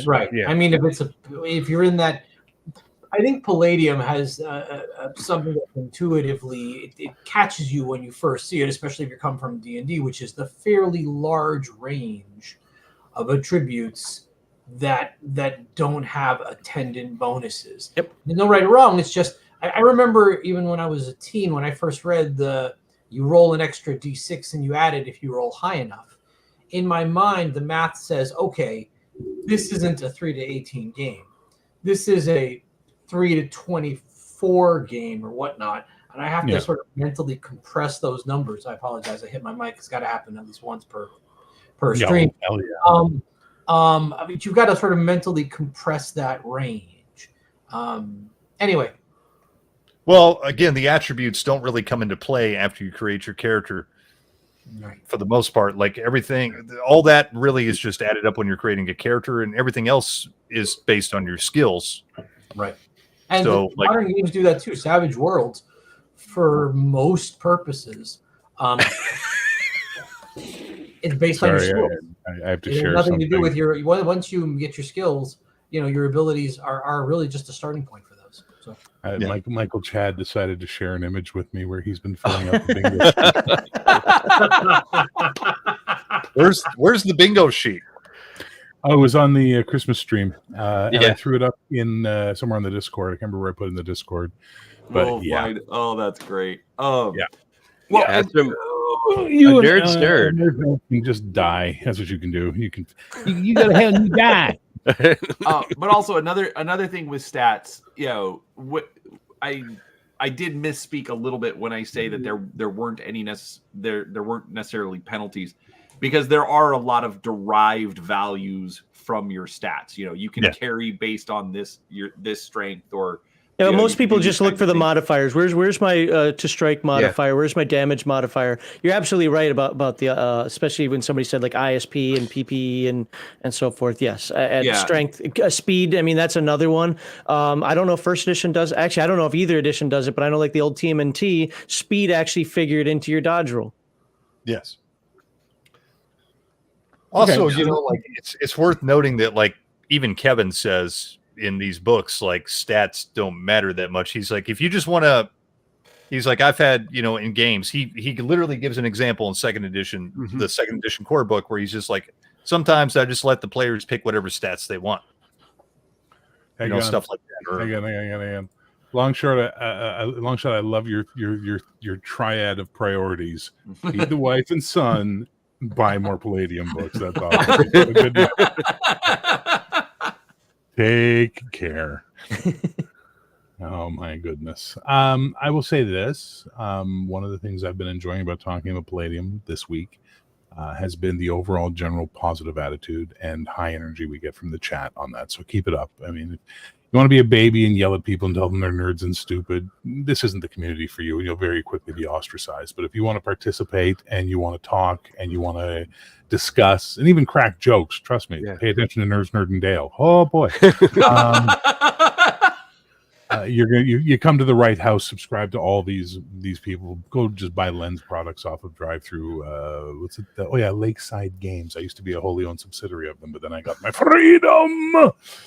But Palladium is thirsty for content, and that's something I'm supposed to have Sean, and if we can schedule probably with Kevin on at some point in the future to have a one-on-one or a one-on-two with them. And that's something I'm going to talk about a lot, is what about the idea of people who want to publish material for you, who people want to help, because I think Palladium is ultimately... We've asked that. Yeah, they're smart enough to know having third-party publishing only benefits them in the long run. You know what I mean? Like, can I give you the answer that we got? I'm a very challenging person, as Brian referred to me in his little video today. I'm very good at convincing people of things. Okay. So go ahead. What was the answer you got? The answer, and I'm paraphrasing, this is my take on the answer, is, well, number one, the official answer is if you want to write third-party content, write for the Rifter.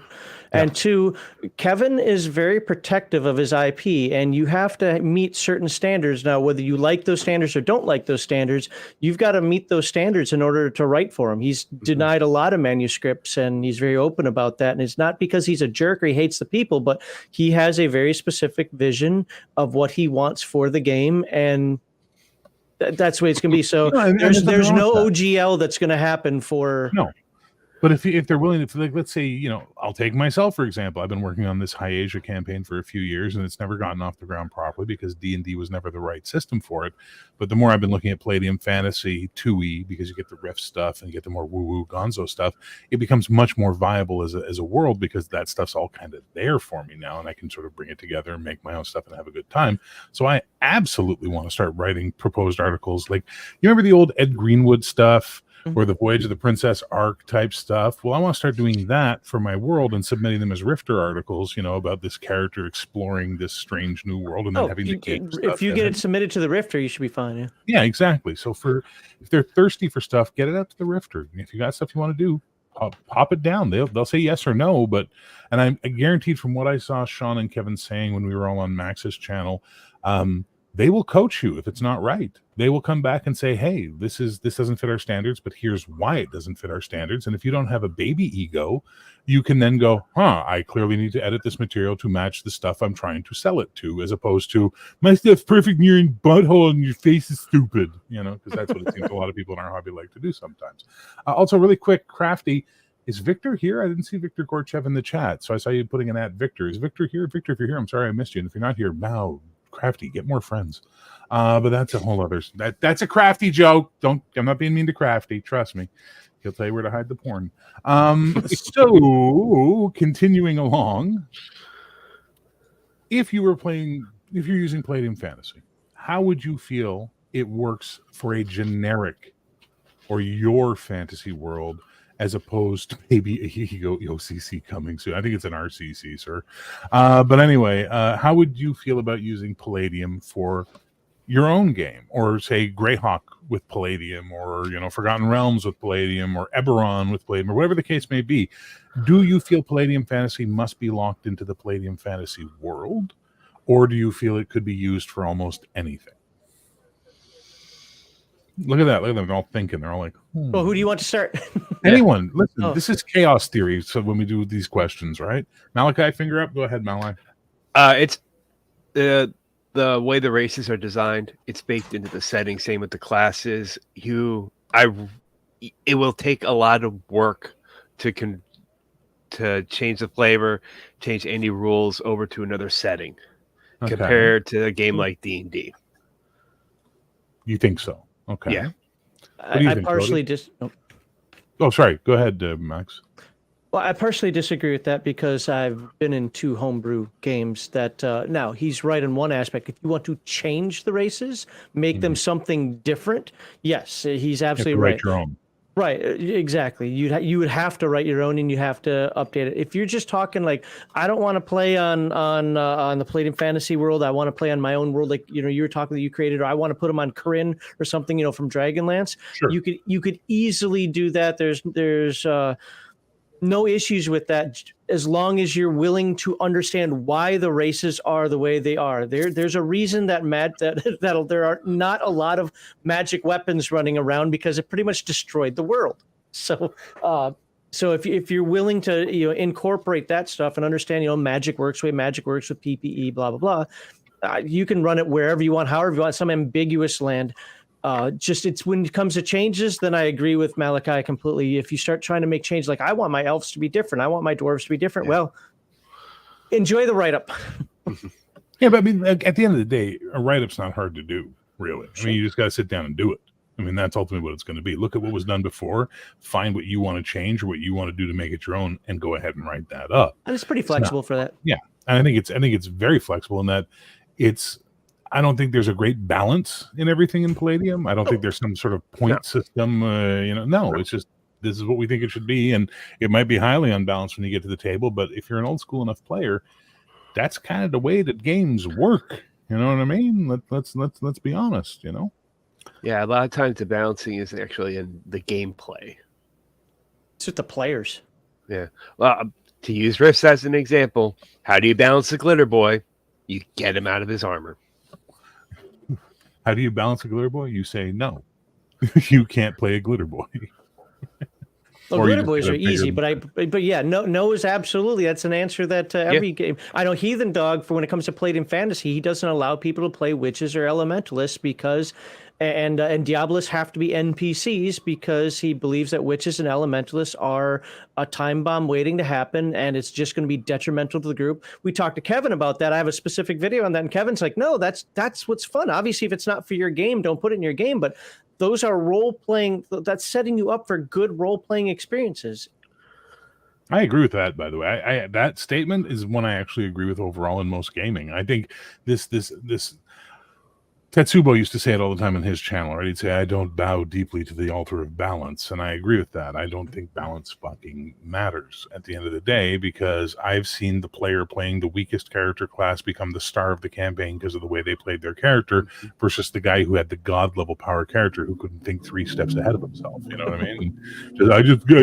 He was the guy in BattleTech who just wanted to use his PPC every round. Every attack was PPC. Hi, Kim. PPC. So it's like it's going to be player style at that point in time, and I don't think I think there's a real disservice being done in modern game design of trying to regulate your table for you through the game rules. And as Brian knows from having conversations with me when I was designing Bastard Sword and all that, I will never tell you how to run your table in a game I designed. That's your table. You decide what works for you. You decide what you're going to ban, what you're going to improve, what you're going to change. That's the goal of it all. Here's the game. You do something with it. Yeah, but players could then take this and this together, and then they would be able to get good. That player deserves he was smart enough to figure that out. Good for him. Do what I do and say, I say no. You're not taking boxing, wrestling, and boxing, acrobatics, and gymnastics on the same character unless it makes sense. You roll up that ninja character, I get it, but you are not going to be the wizard spending your entire day with your nerdy glasses on, going, you got your physical endurance of like 4 because you can't. You're sick all the time, and you're not going to have boxing, gymnastics, and acrobatics. I just will not allow you to take it. Malachi made a nerd joke. I don't know if everybody saw it, but I'm going to pump it up. I can wrestle. This is actually the nerdiest fucking deep cut riffs joke I've ever heard in my life. Balance a bit, boy. Can they fire only one of their pythons, or does it have to be both? If the python's on fire, they're off balance. All right, Malachi, you can leave anytime you like. But like, speaking to balance, like I do think that does come down to the game master. Like, unfortunately the games nowadays seem to be trying to balance everything especially as far as combat goes. Oh, yeah. Well, I'm sorry, but if you're a rogue, you're not necessarily going to be doing that same kind of damage in combat that your paladin is. Now, can you get in? Can you set up advantages, things like that? Sure. But it's not, you're not supposed to be that damage dealer. So I think what should be more balanced isn't the characters, but how the GM treats the players. We like the word viability. If your character just needs to be viable. Yeah. And I have never run into a Palladium game other than a bad game master where a character of any class, any race wasn't viable. Yeah, no, right, exactly. And so that's what I'm saying. I think the balance needs to be not in the characters, but in the game master. Make sure that he's giving the players that time to shine. Yes. And don't worry about, are they taking out the orc or doing whatever, but just let them do something. Amen, brother. Their player and their class. Dude, you are hitting it right on the goddamn head there. That is exactly what it is. I swear to God, I'm going to make a fucking role-playing game. Exactly. Len, you and me, we got to get together and write a game together called Koyaanisqatsi Adventures, where it's all everything is so fucking out of Koyaanisqatsi. Hopi word means life out of balance. So basically, we're just going to make a game called Koyaanisqatsi Fantasy Adventures, where there's no fucking balance at all. But my character can do 20 dice. My character can do 1. Good. Let's see how you play. Let's have a good time and see what the fuck happens. Also, quick thing, the rogue comment, that's a fucking 3E thing where I want thieves, thank you, because thieves weren't good at fighting, and that was the point. You know what I mean? Now it's like the rogue ruins the game in 5e. Well, all right, you've done your turn. It's the rogue's turn. Let's watch what happens and spend 15 minutes watching him go, well, for my action, I'm going to do this. And then as my reaction, I'm going to do that. But I also have a bonus action that allows me to do this thing. And also because of this feat I have, when you do that, I get to do this 5 thing. Plus, I'm going to move and hide. Fuck off. It's funny you say that, Bear, because Palladium has the actions, like you get 4, 5, 6 actions per round. Yet because of the action-reaction system, it doesn't play out. I don't sit at a table, at least I don't know anybody that sits at a table and says, so for my first action, I'm going to do this. And then for my second action, I'll pause for the super chat if you want me to. Salanche, the Megaverse is not balanced. It falls on the GM to properly adjudicate. Thank you for the super chat. I'll take a drink in your honor, and I agree. And then, but because you're just doing things. You were going to take a drink. He's trying to suck out that. But ultimately, you're not counting your actions with regard to 1 action, 2 action, reaction, go. You're talking like, I'm doing this, and then you're waiting for the initiative come back around. Oh, now I need to react, so I'm going to parry, and then I'm going to do my attack action. At least when I play, we don't even mention the word action. We just know what we're doing. I'm running 10 yards forward, and I'm going to shoot him twice. Okay, well, that's a burst fire with your movement. Go ahead and roll, whatever. Remember our earlier wow, whiskey tongue. Remember our earlier conversation, Brian, about everybody's somewhere on the spectrum? Mm-hmm. We just found where Sheldon is on the spectrum. Talking about that's the burst fire, that's 5 at the end, and the 4 and a 7 and 5, and then you do roll 3. Well, no, that's how Pathfinder players play. I know. I've played Pathfinder. How does initiative work in Palladium Fantasy? You roll D20. D20 plus your you get an initiative bonus, Maybe. Yeah. That's one of the most important bonuses to try to get. If you get a +1 or +2 initiative bonus, you could have a game changer right there. Okay. No, even on a D20.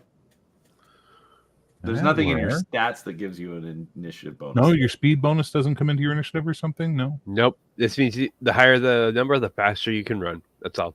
That's it. That's all. Okay. Yep. Physical prowess? No? Nope. Bonus to hit, and that includes melee weapons. Okay. It usually comes with your hand to hand. Hand to hand gives you the bonus. Yeah. Yeah. That's right. Okay, so now we've rolled initiative.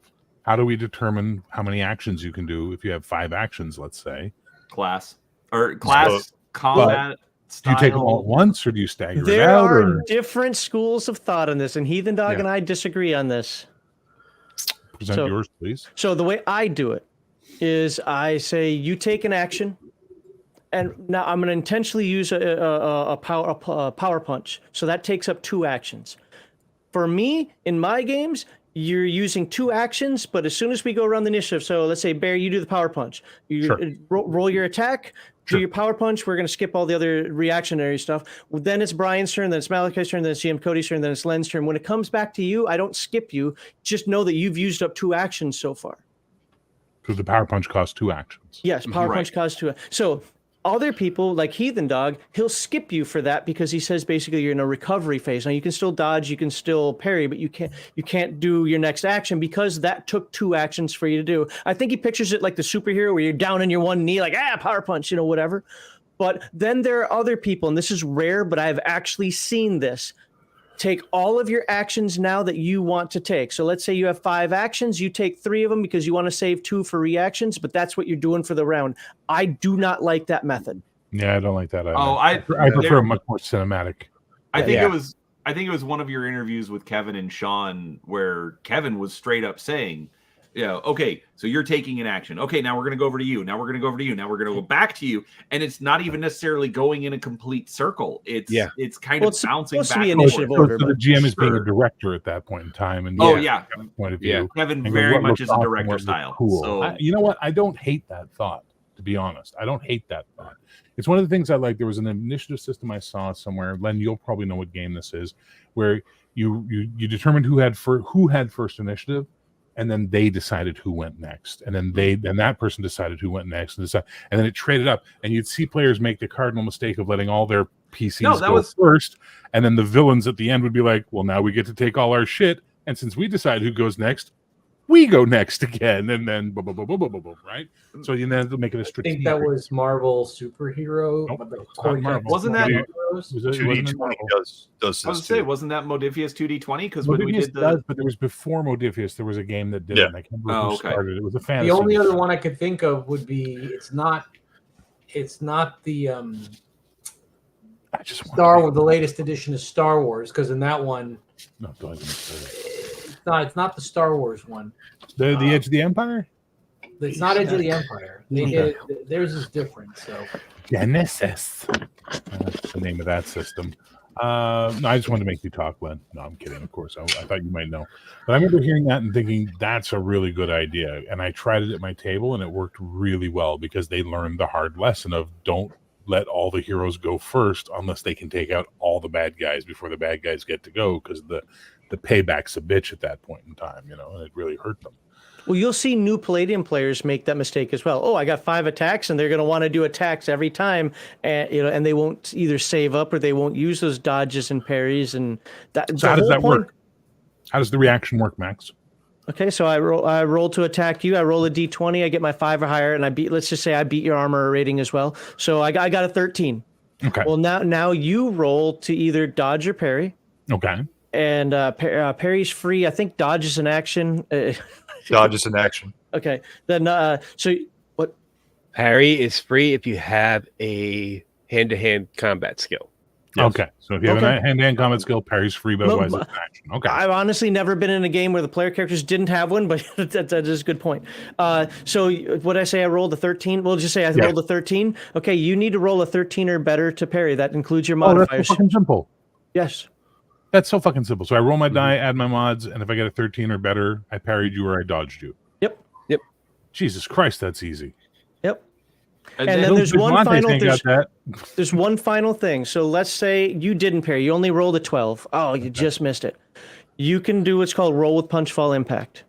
And what will happen now? This is only good for certain weapons, basically blunt weapons, fists, kicks, so forth. But if I go to punch you, you've got that we'll call it that boxer mentality where it's like, oh crap, I'm gonna take some of that force with me. So I would only deal half damage if you made that roll. Okay. And what is this simultaneous attack VSE is talking about?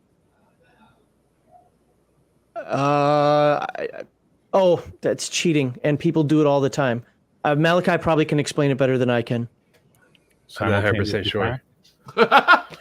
Simultaneous. Is this in the rules, or is this a house rule? It's in the rules. It's one of those things where people try to do simultaneous attacks because then you can't get a dodge or parry. So why is it a cheating?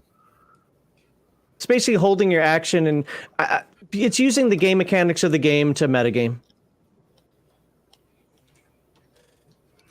I don't see that as cheating. I just see that as using the rules. It's one of those rules that becomes a crutch. Len, I see you sitting forward like you have a thought. Oh, come on, Professor, give us your insight. I think in this thing here, this is one of the ways. The nature of this game is you can fall prey to lack of system mastery, unless the GM is being extremely kind. I think that's one. This is one situation where the GM has to set their ground rules of how they're going to use this open system, and kind of help players through it.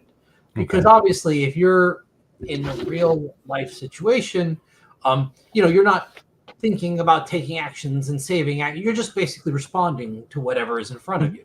If there's an opening, you take it if it's there, and if it's not, if somebody's coming at you, you do your best to not get hit or take the hit in a way or whatever. So all this happens in a very, very organic way, whereas this is one area where the complexity is the wrong word, but all the elements, the intricacies of the system and how it works could yield some unrealistic outcomes or choices on the part of a player who lacks system mastery.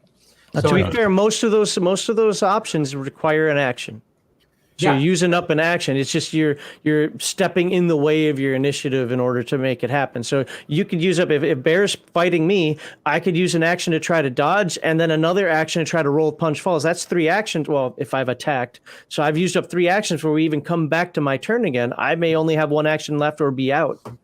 Now, and that's, you mentioned about the sort of round robin nature of the initiatives where everybody does, again, stealing from Shadowrun, everybody does first pass, everybody does second pass, everybody does third pass, etc. And I don't remember that being in the Palladium books that I read. At least, now mind you, that doesn't mean anything because there's a lot I don't remember. But my sense of the game from having read it a long time ago was that you get just X number of actions, and the mode of playing, which you both said you didn't like, of you just choose how many actions you use and you can hold some in reserve.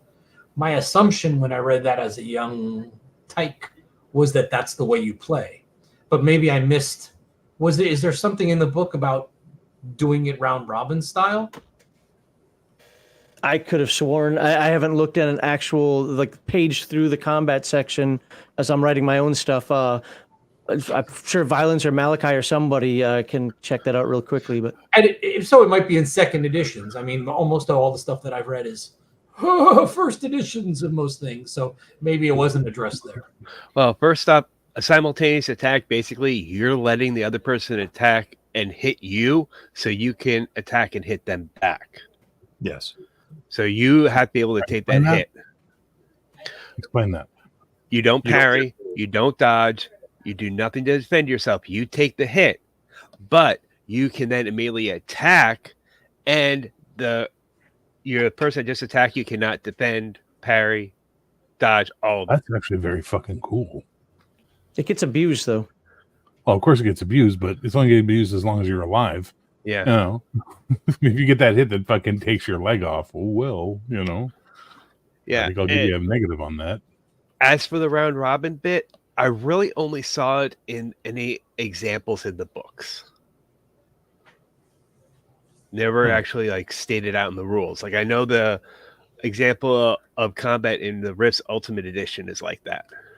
Well, and if that's the example that they're giving, then that's probably how they intended to be played. Yeah. Now, in my conversations with Kevin and Sean, I can tell you they don't care. I mean, what works best for your table is what they'd say to do. And even though I find that to be a cop-out answer, but no, that's why some of the rules are written that loosely, because if you find that it is better at your table, it makes combat work and be the cinematic way that you want it to be, just to say, okay, you've got 5 actions. How many you can use to attack this round? 2. Okay, you're saving the other 3 for parries and dodges and whatnot. Great. And moving on. I can understand that. I just personally, I don't like it. I like to go in the circle, and then ultimately, you're right. Yeah. If you've only got 4 actions and this person over here's got 7 actions, you're going to be out of actions before that other person is, and he's going to get final 3 to do whatever he wants. Yeah, that's fair. I just want to say, an index works if the page numbers are right. Actually, so real quick, in the Palladium Fantasy 2nd edition book, so one-on-one combat goes back and so it goes through the whole combat sequence. You roll initiative. Well, no. This is like, so you've rolled initiative, but then it's like, okay, player 1 attacks and strikes, then player 2 attacks and strikes, and but then it says one-on-one combat goes back and forth like this for the entire melee round. First one strikes and 1 parries, then the other strikes, and so forth. The melee round ends when each character has used up all of his attacks. In many cases, one combatant will have more attacks than the other. That's okay. When the fighter with the least number of attacks uses them all up, all he can do is parry. Yes, this is fair. Watch a boxing match and you will see the faster boxer will throw more punches than a slower or less experienced opponent.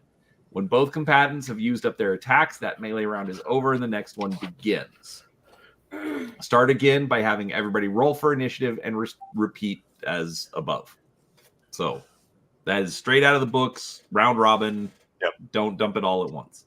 Excellent. Okay, Crafty, I'm gonna click on this because I think so. The guy Palladium said, "Hey, Mr. Simbada, is there any chance that we can get an updated index in the book?" And he went, "Get the fuck out!"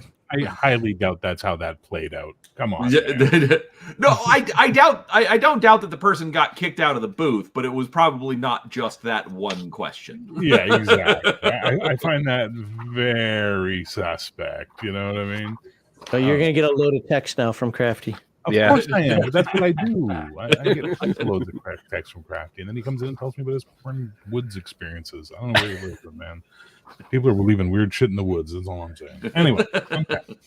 GM Noob on my chat had a question. I don't know if it's relevant to this or not. What is it? Could I ask the group if their feelings on the RCC for fantasy for the source books, such as Land of the Damned? Should there be an RCC limit for fantasy? I have no opinion on this, so I will go to the people who know better. So I'll punch up the question so you can all see it on the screen. Could I ask the group here if they're feeling on the RCC for fantasy for the source books such as Land of the Damned?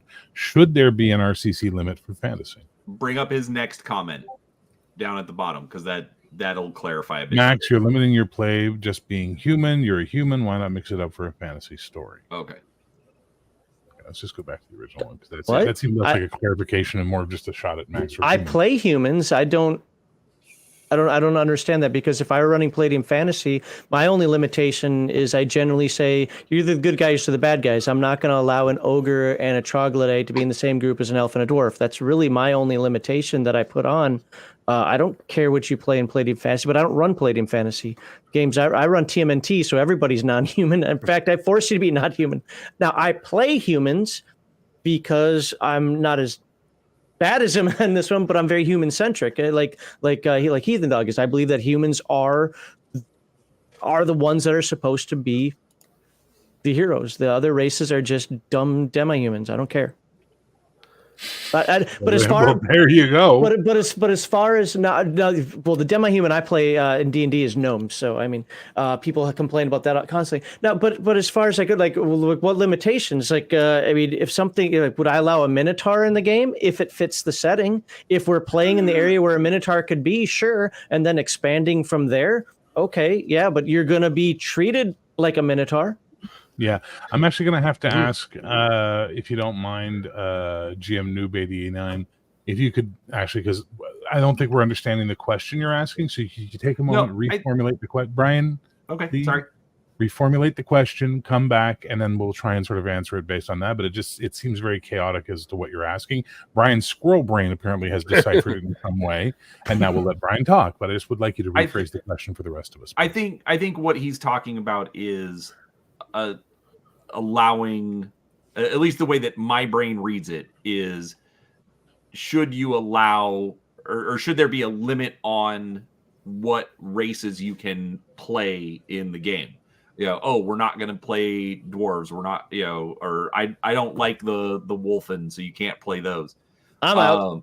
Yeah, well, that's because you're a furry, Max. We get it.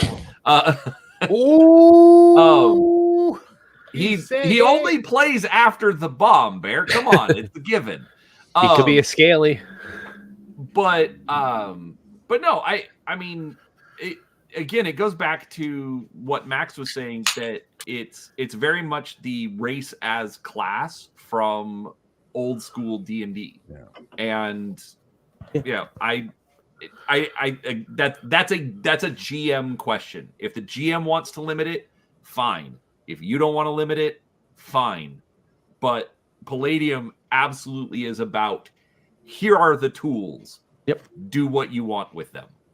So does that answer your question, GM Noob 89? Because I'm not sure, and I'm going to trust Brian's superpower of ADHD to have carried us through. Because that's what I learned from watching Shane Black's Predator, is that neurodivergence is a superpower.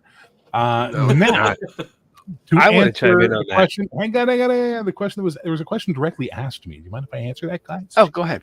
Jeez. No, because Hyasia has its own races. So no, you can't play giants because there are no giants in Hyasia. There is something called Gyogres, which are basically a hill giant ogre combination, 10 to 12 feet tall. You could play one of those, but they're really rare, and people in towns will freak out when you walk into town and be like, kill it, so have fun. Real quick, crafting gamer, Bear, we are talking Palladium Fantasy as far as a rule system that Bear's going to run.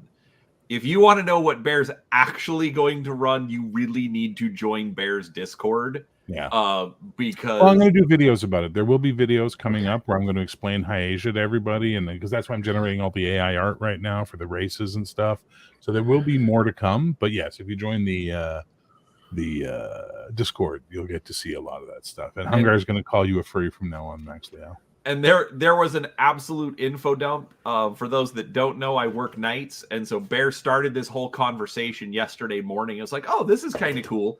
And I wake up to just pages of AI images of Bear's new races and descriptions about where these people come from and how the Iconian lords created. I'm sorry, you're saying this is like it's a bad thing? I did it. It's overwhelming to squirrel brain. Well, that sounds like a you problem. I like that me problem. I read it all on my lunch break, and it was great. See, Cody's like, this is so fucking metal. Yes, exactly. So there you go. There you go. Okay, so what else do we have? Oh, magic. This is something that's important to me because I have to decide. I'm using 2E, but I some people say they like the 1E magic system better than the 2E magic system with the PPE and all that fun stuff. I think PPE is fine. It's fine as is. Why change it? Okay, that was easy. Max Liao. I only know PPE, so I don't know how the other one runs, and you've got to watch out for a couple of spells. But other than that, it's Armor Ithin. You'll get a lot of complaints on that, although there are a lot of good suggestions as how to defeat it. I'm sorry, Carpet of Adhesion. What am I thinking of? But the PPE system works. I hear Carpet of Adhesion doesn't exist as a spell. Well, no, there are actually more interesting ways to deal with it. The evil game master, I think it's evil GM or evil DM. He's a Evil Palladium. DM. Evil DM, yeah, he's a Palladium fan. He's got some really cool ways of dealing with of carpet of adhesion. I was just bringing Heathen Dog into it. That's all. Okay. I'm more willing to ban something than him. Oh, fair. To answer Sound Surgeon's statement, all my live streams are left up for review. You can repeat and watch them as you see fit. I try and keep games to about 2 hours, but we agreed for this one, since it's going to be a once-a-month game, we're going to be willing to go longer on this game. So there'll be longer watches when we do actually play it, but it'll be once a month on a Saturday that we can all get together, basically. Hope that answers your question. And if it doesn't, blame Len. Why blame Len? Because he's not talking tonight, so we got to give him the conversation. Yes, finally, somebody else. Oh no, you're still the devil in this equation there, Fox RPG. Okay, Indestructiboy. Oh. No, that was Janet. Remember Janet from Another Planet talking about the... Never mind, we'll just keep moving on. So that was pretty simple. We left it pretty much at... oh, no, Jason, I put Bastard Sword on hold. I'm not feeling it. I've decided that with Heroic coming up and that taking up so much of my attention, I don't have the time or the inclination to run it right now. And then this Palladium thing happened. I'm actually kind of excited about it. So stop with the hate, please. Okay. You know what? I'm a person and I have feelings. So maybe you should think about that before you comment, Jason. No, Jason's badass. Jason has to play the station commander in the Paradise Station game, and life is hard, trust me. Bear is running a Palladium Fantasy game on stream? Yes, I will be. With the following players: Malachi, Cody, Max Liao, Yield Geek, Curtis, and who am I forgetting? There's one more I'm forgetting. There was 6. Who did I forget? They're all in the Discord. I can go look it up if I want. But yeah, we're gonna be doing it once a month. I don't do it on Discord. I do all my games either with my friends in person at a table or on YouTube. That's what I do. Eye patches and jumpsuits is now my top category. Retract all my earlier laughter. Shut up. Psycho. All right. Any other final thoughts we want to talk about Palladium, or shall we open it up to the audience to give us any questions they have here in the last little bit? I have a question, which is in the second edition, since a few things are different, I'm wondering, how are the hit points? Like, can you be taken out in one shot? Can you take somebody out in one shot? Is this like a big pool of hit point kind of thing? It's not the pool of hit points. You have the SDC that they added. First edition doesn't have SDC. Hit points are still calculated the same. It's just that you get a buffer of SDC depending on your class and your physical skills. Okay. Of course, a man-at-arms, for example, the soldier, a paladin will have more SDC than like a wizard or a witch. I mean, just for the folks out there who don't know this, it's not supposed to be a simulation. It is a very cinematic game. So think of yourself as being a hero. So while people like me, I like the idea of one-hit kills because it's more realistic, so to speak. It's not that type of game. It's a game that's meant to be cinematic. You can still die, but it's meant to be more heroic and cinematic about it. And just really quick, I checked on the Discord, and it's Wolfhelm is the 6th player. Wolfie was the one who wanted to play with us on that one. He was all excited about it. Awesome. So sorry, Max Boivin. C'est pas toi. Pas du tout. Anyway, so SDC is low though, right? It doesn't increase as you go up in levels or anything, right? No, you only get it for your class and your physical skills. That's it. You weren't pushed out, Max. You're French. You're French. I know. Wow. You weren't pushed out. I'll go rewatch the stream and see if it was wrong, and I'll see who I have to push out to put you back in if we agreed to you first. But I thought you were on the waiting list. I thought you and Hungar were on the waiting list. Baron G-Rock says you were never in Mr. Max. That's what I'm remembering, but he's French Canadian. They like to rewrite history to their benefit. I want to clarify something. Some of the races do get bonus SDC. Yeah, that I understand. But they don't go up in level with SDC, right? You just get it. It's all front loaded at first level, and then away you go, right? Correct. Okay. Well, that's not so bad. But I understood, from what I understood, there was a you get hit, the SDC comes off unless they get a specific number, and then it goes straight to the hit points, right?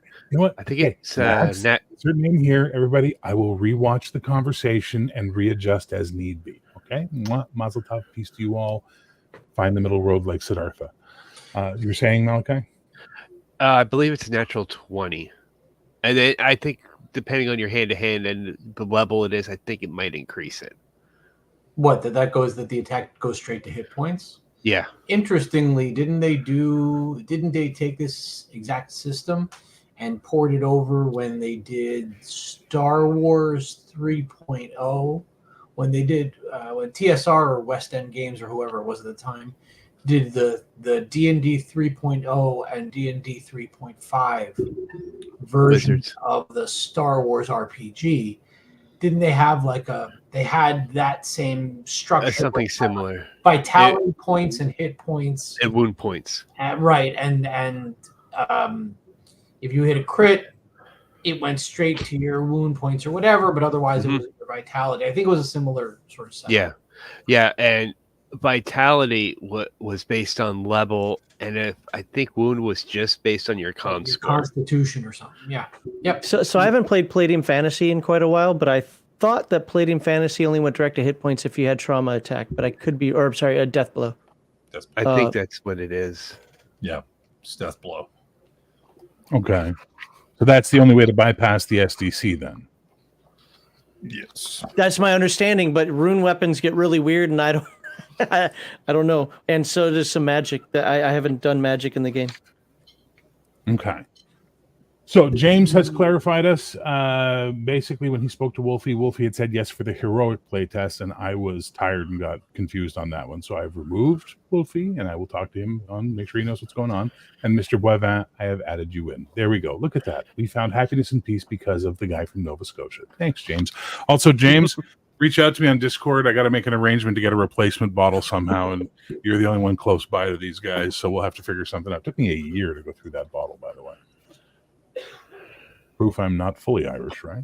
All right. Anything else we want to talk about? Anybody from the audience want to give us some questions? Anybody got anything they want to ask us? I'll ask a question, particularly of the people who play regularly. Is there anything that you usually house rule? Is there anything that you usually whether back on or change specifically? Or that you'd like to, even if you haven't run, but you're like, if I'm going to run this, I'm going to do X, whatever that might be. One thing I've house ruled in the past is weapon damage, just because the weapons are so disparate of each other. Usually, I just do in the past, and it's been a long time since I've done like a straight Now, I haven't played Palladium Fantasy, but like in Ninja Turtles or whatever, I would do just light, medium, and heavy weapons. And then those would have like a certain amount of damage dice instead of like every single weapon have a certain damage dice, because it's like, why take a longsword over a battle axe when a battle axe does 3d6 and a longsword does 2d6, but they're both one-handed weapons? I don't know. So that's one thing I've house ruled in the past. But other than that, like I just kind of, I probably house rule some stuff as I'm playing the game, which is generally the case with Palladium when I'm running it, because I play Palladium. I play every role-playing game pretty loose and fast. So okay, super chat on the table. I got to address, guys. Crafty, I only have two answers for you. One, which is Crafty, secure that shit and look into my eye. Right. Now back to this. And Violence is right. They do have different bonuses and such, but I in the past, I just I kind of do that with a lot of games still with weapon damage. I just kind of make weapon damages pretty well, generic. How does weapon I do that when I design. Is it dice? Is it like each weapon has a dice value, or is it a fixed damage? Like, what's the difference? No, they have a dice value. Yeah, Okay. but you also, violence is right. You like every weapon proficiency is different. So you get a different, like if you have weapon proficiency, whatever, swords or whatever, then it has a different bonus to attack and parry and all that stuff. So that is the difference. That is the biggest difference between using a certain type of weapon. Okay. That makes sense.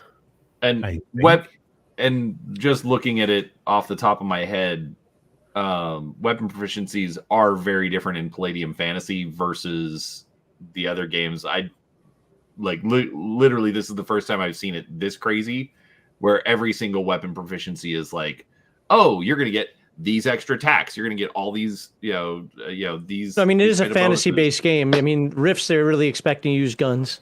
Yeah, so no, right. But in Rifts, it's like pistol. Okay, you get to shoot with a pistol, but like all of the different bonuses and you can entangle this person, you can do this, that kind of stuff. It is way more involved than the other Palladium games. Yeah, in my experience. Yeah. So hey Cody, do you have any Rifts games in your Discord Gilded looking for players? I'm ready to run one and I want to play in one. I didn't know you had a Discord and a Gilded there, Cody. I don't have a Gilded. I have a Discord, but I don't make a big deal about it. I only use my Discord to organize my games online. So it's like, it's not a community thing. People bullshit and talk there, but it's just mainly like, I just invite the people that are like in my online games and stuff. Anybody's welcome to join, but there's not much going on there. I don't promote it or anything. As far Brian, as like, are you in Cody's Discord, Brian? I'm not. Me neither. You want to be in it, you're more than welcome. But no, dear God, I wouldn't want to be a part of any club that would have me as a member. like I said, I don't. I only use it to organize the games that I run. I barely pay attention to my Discord. I beg. I'm just fucking with you at this point. But as far as like running a Palladium game, I am strongly considering it since we're all like waving the Palladium flag right now. I would strongly consider like maybe running like a monthly Palladium game in conjunction with Bear, like something different than what he's running. Maybe I'll run like something that nobody runs, like Recon or whatever. The problem with Recon is it's not really Palladium. Yeah. Was that Max? Yeah, it is. What'd you say, Max?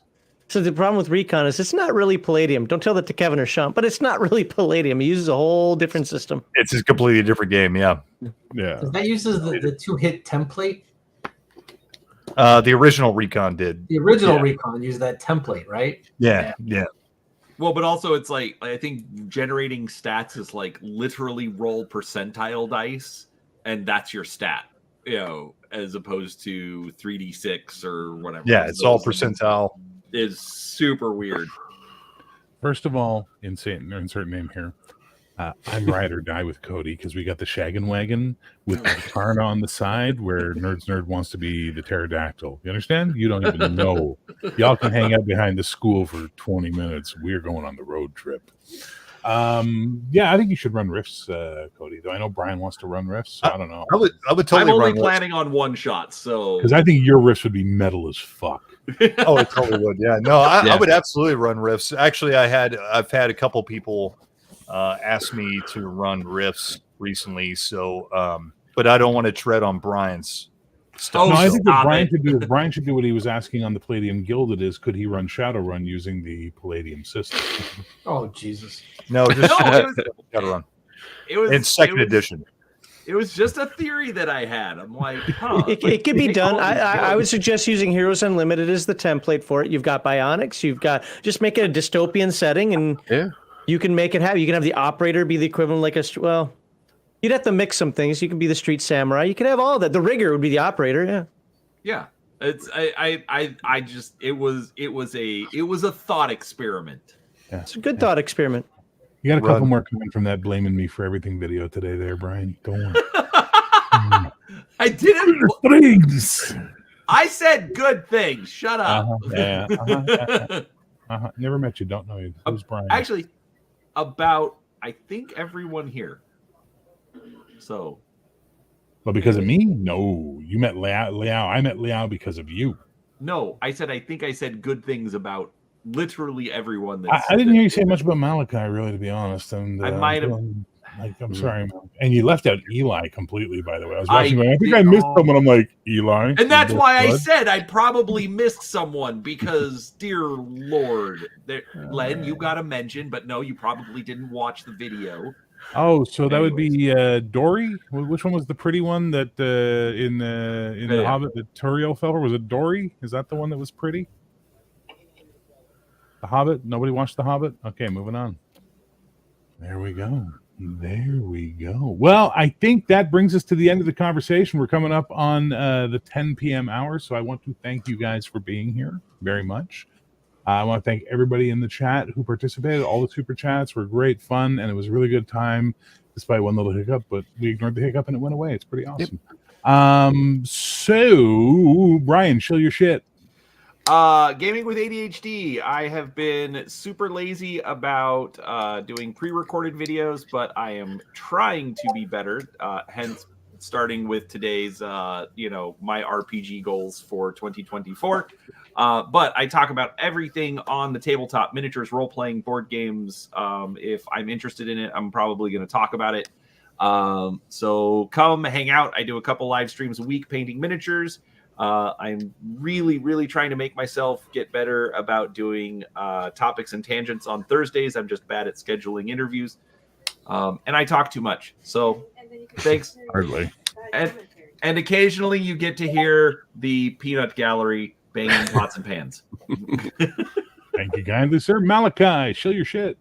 I am Malachi. I just started up my channel. This is actually going to be the first video on it. Probably going to get rolling maybe at the beginning of the year. Work's kicking my butt right now. All right. Cody.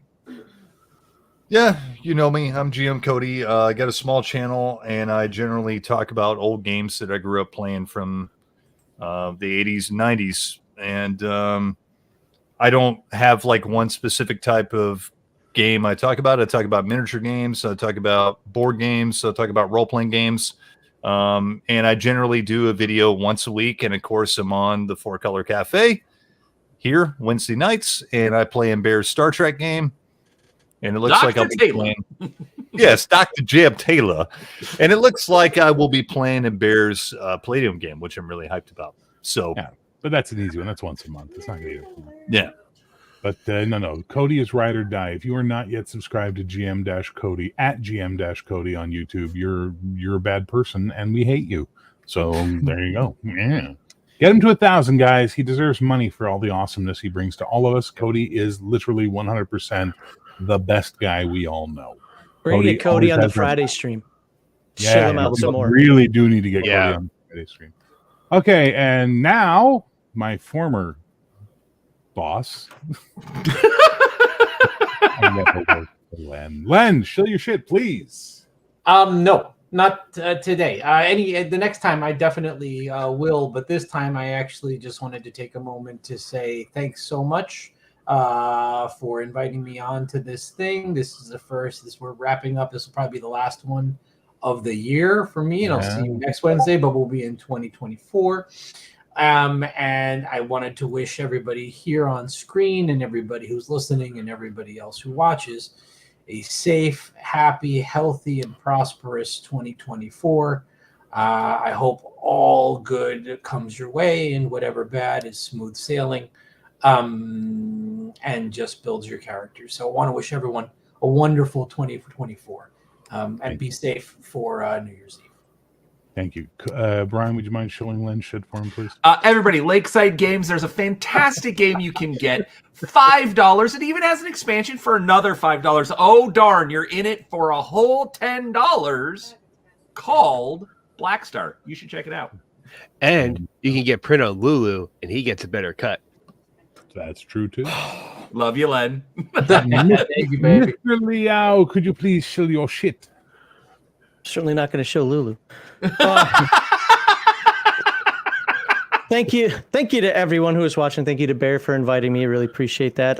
So this Friday we have a members only live stream where I'm going to be giving away Adventures Dark and Deep and Degenesis, the white. I'll fight you if you win it. Anyone who wins it, I'll fight you for it. I'm going to win it. Max, make me win it.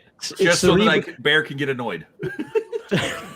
I'll let you two fight it out. I mean, he has to come to America to get it anyway. No, I got an address in Vermont. There we go. Perfect. So that's going to be this Friday. So no public Friday live stream.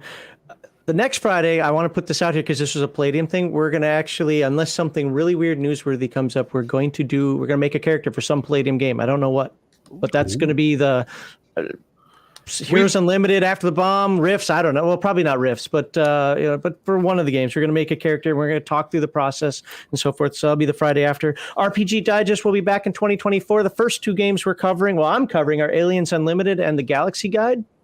And then Heathen Dog's got Call of Cthulhu and something else, Mongoose Traveler. And finally, if Bear will let me, I'd like to throw the link to our Palladium Megaverse Fans Gilded server. If anybody wants to join that. Private, and I'll throw it out, and everybody else can throw it on their streams. It's new. Well, I got it again here. It's new. I got it. Okay.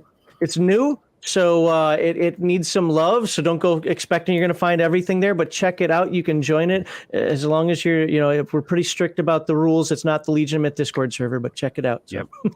Thank you very much. Okay, now, hold on, real quick.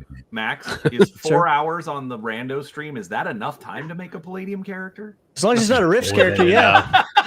The comedy. Well, I'm going to do something that might surprise Brian a little bit, which is I'm going to show my shit for a second. I want to thank everyone who did a signal boost on the heroic backer kit. We've got 231 people have pledged or signed up for it. I have sent an email to backer kit going, why the fuck am I being told I only needed 165? I'm at 2 whatever, and it's still saying I'm not ready, but I got an email telling me I should get 6,000 people for a $5,000. Could you please explain what's going on? They'll be back after the first, so hopefully I'll get an answer from them then. More importantly than that, I have made a dedication to myself that I'm not going to do one of these sappy, here's how the year has been and what I'm looking forward to in 2024 videos. So I'm just going to say this. 2023 has been the most amazing year for me in the gaming community because of all of these assholes that are surrounding me on the screen right now, and all of you people in the chat, and everybody on the Discord, and all the panel shows I get to go on and be a talking head on, and all the support I've gotten from all of you, both emotionally and creatively. It has been just an absolute thing. I've made some true friends that are people that I would be very ride or die with, Cody, and I would absolutely love to have a meal with everybody else, because there's always those true friends you can make. Cody, it's always Cody, the rest of you can eat shit. It is, but I absolutely am beyond blown away by the way this community has grown. I set out to do a clarion call to say we can all get together and stop being negative and work together and appreciate each other and support each other. And we've had hiccups along the way. Absolutely. There's some malcontents that have always worked their way into our hobby, and they will always be malcontents that work their way into the hobby, but they are becoming a buzz in the background as we drown them out with the positivity, the support, and the camaraderie that is so important. We're seeing more and more women showing up in our communities now. We're seeing more and more people feeling comfortable expressing who they are, be it religiously, sexually, gender identity, whatever the case may be. People are feeling very comfortable here, and it's creating a really good, solid, positive community, and that's what this should be all about. So my thanks to all of you, and my thanks to all of you here in the panel for this, and to everybody who's not here tonight, thank you as well. 2024, we're only going to get better. Got some games coming up. Friday, we got Paradise Station. That's going to be a lot of fun. Next Monday will be the second episode of Star Trek Odyssey. Next Tuesday, we're going to have finally the Star Trek Sojourner that we had to postpone due to holiday technical difficulties. And then next Wednesday, we're going to have our first 4-color cafe of the new year. No idea what the topic will be. Brian will suggest something. Len will suggest something. We'll go, yeah, that sounds good. Run with that. And who knows who'll be on the panel that night. But thank you all so much. And from the bottom of my heart, I always say be heroic. You have been nothing but heroic, and I love you for it. Peace, love, geek. We will see you guys when we see you guys.